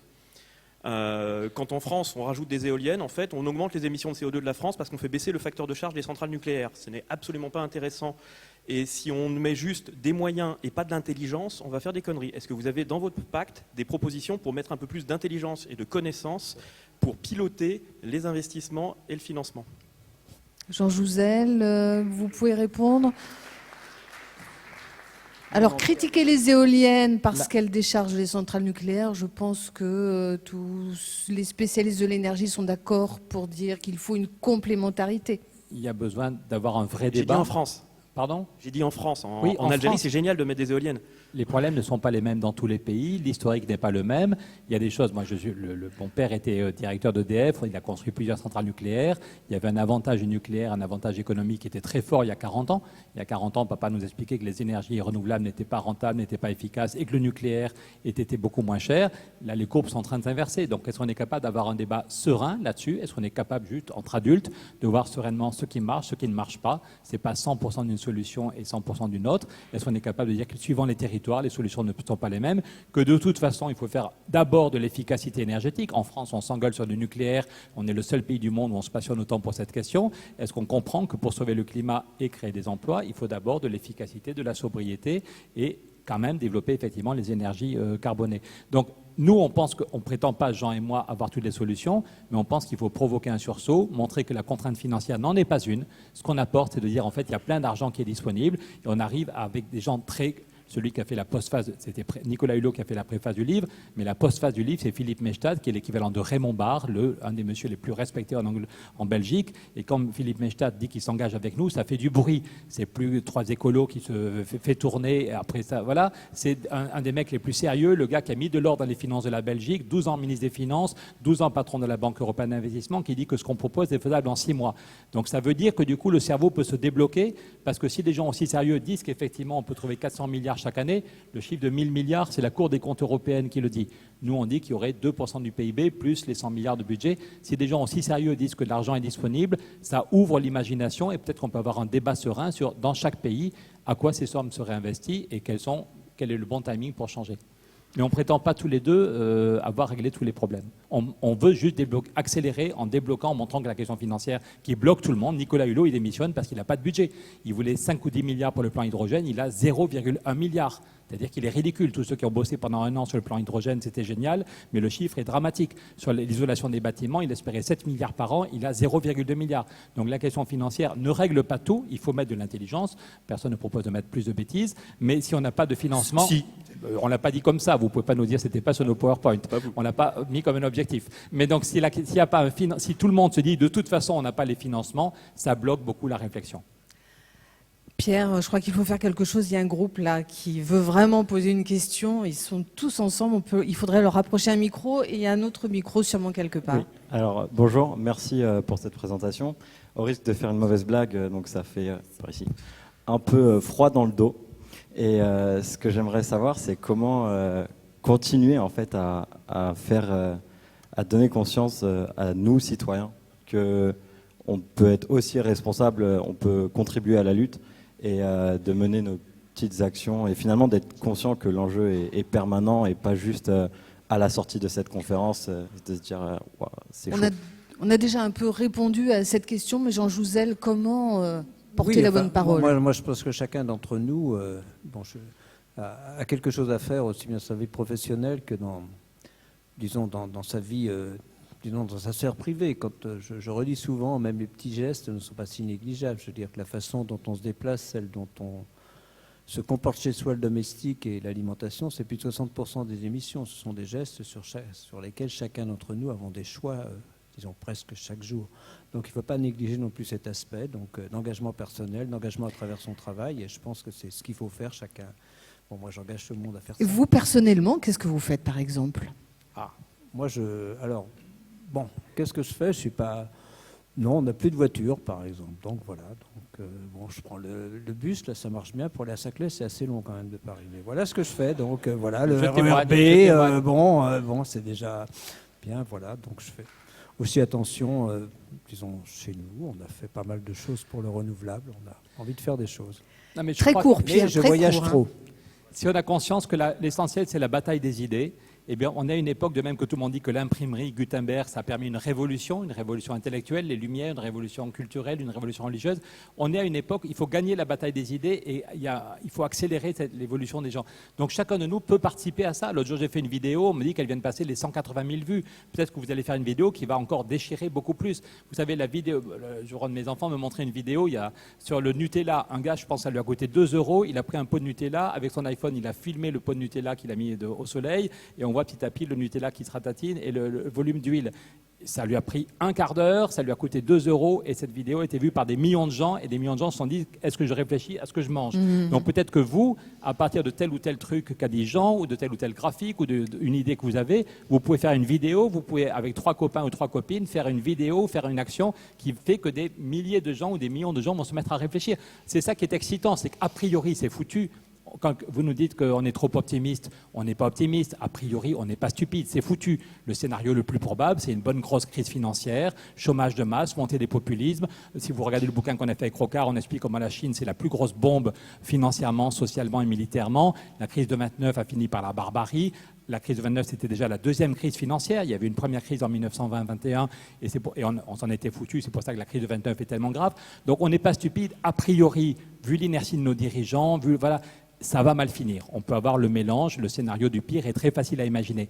Et en même temps, si Edgar Morin était là, il nous citerait Hölderlin. C'est là où croit le péril que croient aussi ceux qui sauvent. Quand on est des millions, quand tous les soirs les salles sont pleines, quand il y a des millions de gens, l'enquête qui était dans le Figaro lundi dernier, c'est la question du climat qui est le numéro 1 des attentes des Français. Je pense que la démission de Hulot fait aussi que les gens réfléchissent et qu'on est assez nombreux ce soir. Donc je pense que si chacun de nous se dit « Ok, je ne peux pas sauver le monde tout seul, mais moi, à partir de ce que j'ai en tête, à partir des arguments qu'on a échangés aujourd'hui, je m'engage. On ne vous demande pas de vous engager pendant 40 ans, mais si vous êtes d'accord au moins pour vous engager pendant 4 mois ou 5 mois, les mois qui viennent sont fondamentaux. On a déjà 65 députés qui nous soutiennent. Tous les jours, on en gagne. Il y a un moment où Macron, Merkel, Sanchez se diront « Purée, on est vraiment stupide de ne pas reprendre ce projet si des gens aussi différents se sont mis en mouvement. » Donc on y croit.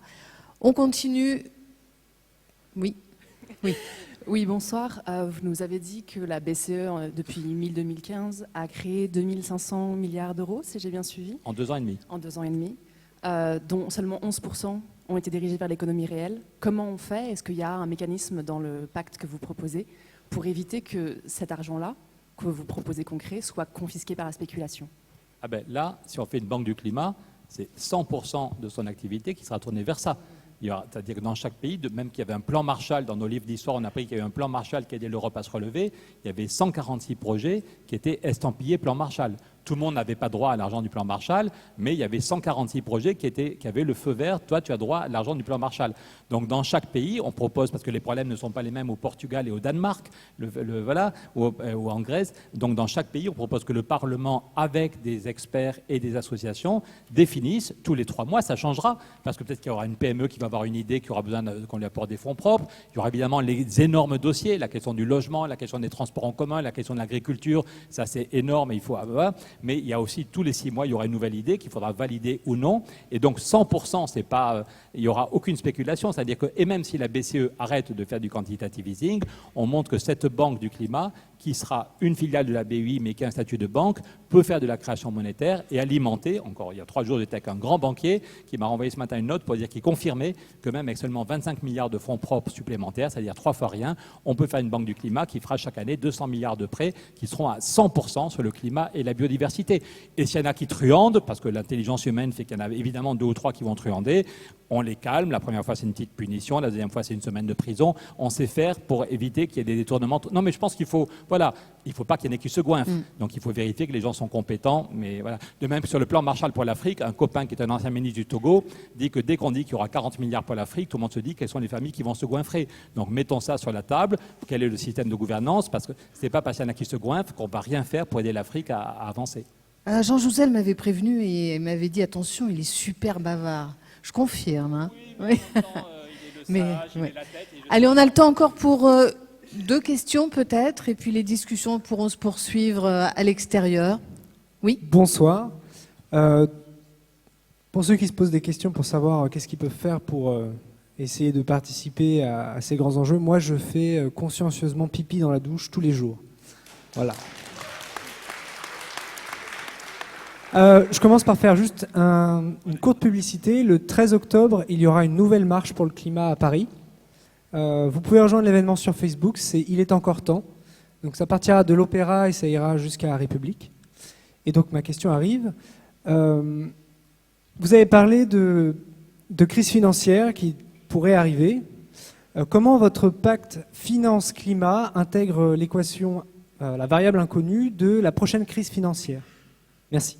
Alors d'abord sur les manifs, je pense que c'est important qu'on y soit très nombreux. Et en Belgique, toutes les associations, tous les experts qui travaillent sur le climat, à l'occasion des manifs il y a 15 jours, se sont mis d'accord sur une plateforme avec 4 revendications. En disant, si on veut gagner, on ne peut pas avoir 50 revendications. Donc ils ont travaillé, ils ont eu plusieurs réunions, et toute cette ces associations, ces experts, ces climatologues sont mis d'accord sur 4 propositions, la deuxième étant les 1000 milliards du pacte finance-climat proposé par M. Jean Jouzel. Donc je pense que ce serait bien en France aussi que toute notre mouvance arrive à se mettre d'accord. Il n'y a pas une baguette magique, mais si on a 50 demandes, c'est comme si on avait un message illisible. Donc il y a dans plusieurs régions où les collectifs sont en train de réfléchir à clarifier le message. Comment on intègre la crise financière? On explique aux dirigeants politiques qu'on rencontre qu'il vaut mieux quand même que actuellement, la croissance ralentit partout. Les prévisions qui sont sorties dans le budget pour la France, c'est 1,7 au maximum de croissance en moyenne dans les prochaines années. Et n'importe quand, le FMI, la Banque mondiale, nous dit qu'on a une crise financière. Ça veut dire flambée du chômage, sauf si on a lancé un processus qui va créer massivement des emplois de façon pérenne. Si on dit qu'on va isoler tous les bâtiments publics et privés pendant 20 ans, eh bien même si le Dow Jones s'effondre, on va isoler les bâtiments publics et privés pendant 20 ans. Si on investit dans les transports en commun, même si le Dow Jones s'effondre et même si les exportations flanchent, on va créer des emplois sur tous nos territoires. Et vous parlez de 900 000 emplois en France. C'est l'ADEME qui dit qu'on va créer entre 800 000 et 900 000, et même si c'est seulement 700 000, ça fait du bien d'avoir 700 000 emplois, des emplois utiles, correctement payés et non délocalisables. Dernier point, on va quand même un peu dégonfler la sphère financière. On ne va pas tout régler. Il faudrait aussi séparer les banques de dépôt et les banques d'affaires. Voilà ce qu'a fait Roosevelt pour calmer la spéculation. Donc notre plan ne va pas régler tous les problèmes. Mais quand même, actuellement, la BCE fait tellement de liquidités parce qu'elle a peur qu'on retombe en récession. Et donc, par exemple, quand M. Schäuble quitte le ministère des Finances à Berlin pour aller au Bundestag, la grande interview de Schäuble, il tape sur la BCE au lieu de dire « j'ai fait mon job comme ministre, l'Allemagne va mieux ». Schäuble consacre toute son énergie à taper sur la BCE en disant « ces liquidités nous préparent une crise financière dramatique ». Et quelques semaines plus tard, Mario Draghi répond de façon diplomatique « si on met tout cet argent sur la table, c'est parce qu'on voudrait que les gouvernements fassent de l'investissement public. Donc, au lieu de nous critiquer, vous pourriez prendre cet argent pour faire de l'investissement public ». Et la BCE hésite à le dire parce qu'elle n'est pas dans son rôle, mais elle fait comprendre que si elle fait tout ça, elle n'est pas stupide. Draghi, il sait qu'il peut provoquer une crise dramatique, mais il pense que s'il stoppe tout, on retombe en récession. Donc, en fait, Draghi aimerait bien que les chefs d'État prennent de cet argent pour faire de l'investissement public. Donc, notre traité ne règle pas tout, mais en fait, on va quand même dégonfler la spéculation parce que l'argent de la création monétaire, qui aujourd'hui va à 89% de la spéculation, la création monétaire irait à 100% dans l'économie réelle. Et par ailleurs, si vous prenez 5% sur les bénéfices, sachant que vous allez en faire de l'investissement, vous allez surtout dégonfler les dividendes qui vont vers les marchés financiers.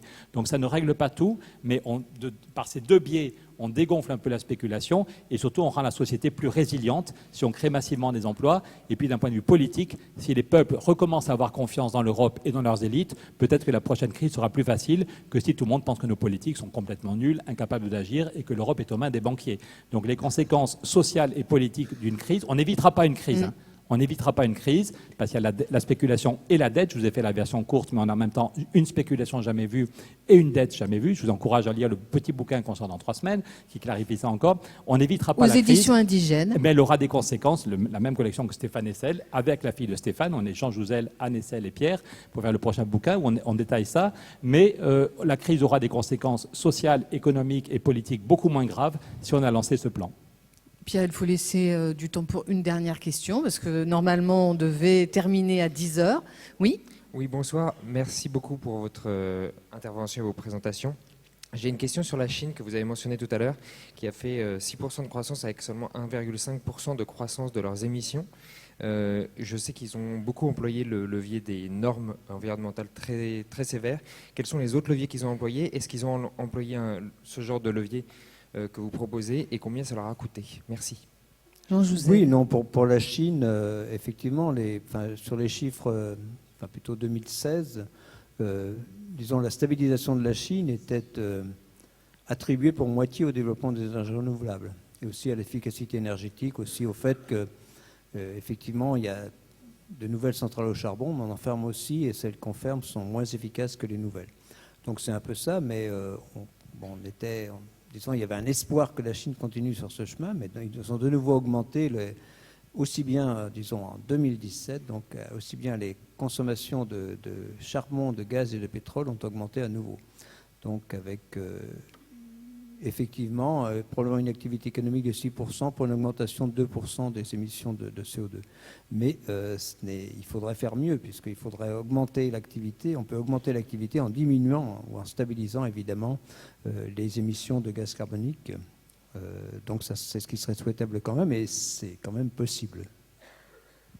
Georges Jouzel, réduire notre consommation, isoler les bâtiments, prendre des transports plus souvent en commun, est-ce que ça suffit ou est-ce qu'il faut aussi capter le CO2, l'enfouir? On voit bien que les scénarios qui vont sortir dans une dizaine de jours, qui permettraient de rester en deçà de 2 degrés, voire de 1,5 degré, font tous appel à des émissions négatives, ils font tous appel à effectivement disons un changement rapide, un abandon rapide des combustibles fossiles, ce qui n'est pas si simple parce qu'il faut quand même remplacer donc, par des énergies non émettrices de gaz à effet de serre. Donc il y a toutes ces discussions entre le nucléaire qui peut être important dans certains pays, mais de façon très claire, les renouvelables qui le seront et qui le seront de plus en plus à l'échelle planétaire.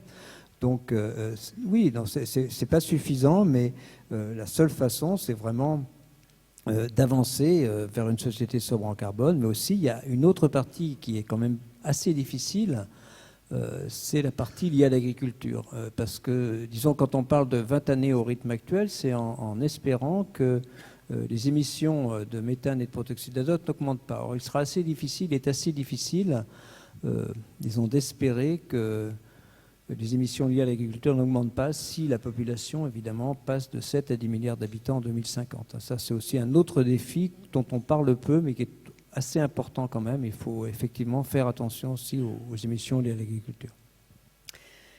Eh bien, chers amis, je crois que nous allons nous arrêter là. On pourrait poursuivre très longtemps, je pense, que certains même sont très frustrés de ne pas avoir pu poser de questions.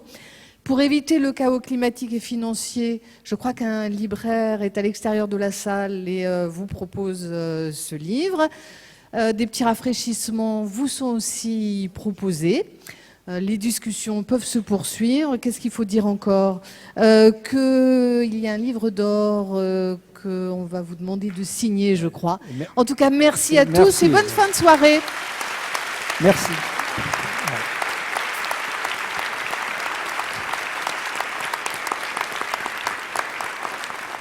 Et merci à Fabienne quand même, parce que voilà quand même, hein. Merci à vous.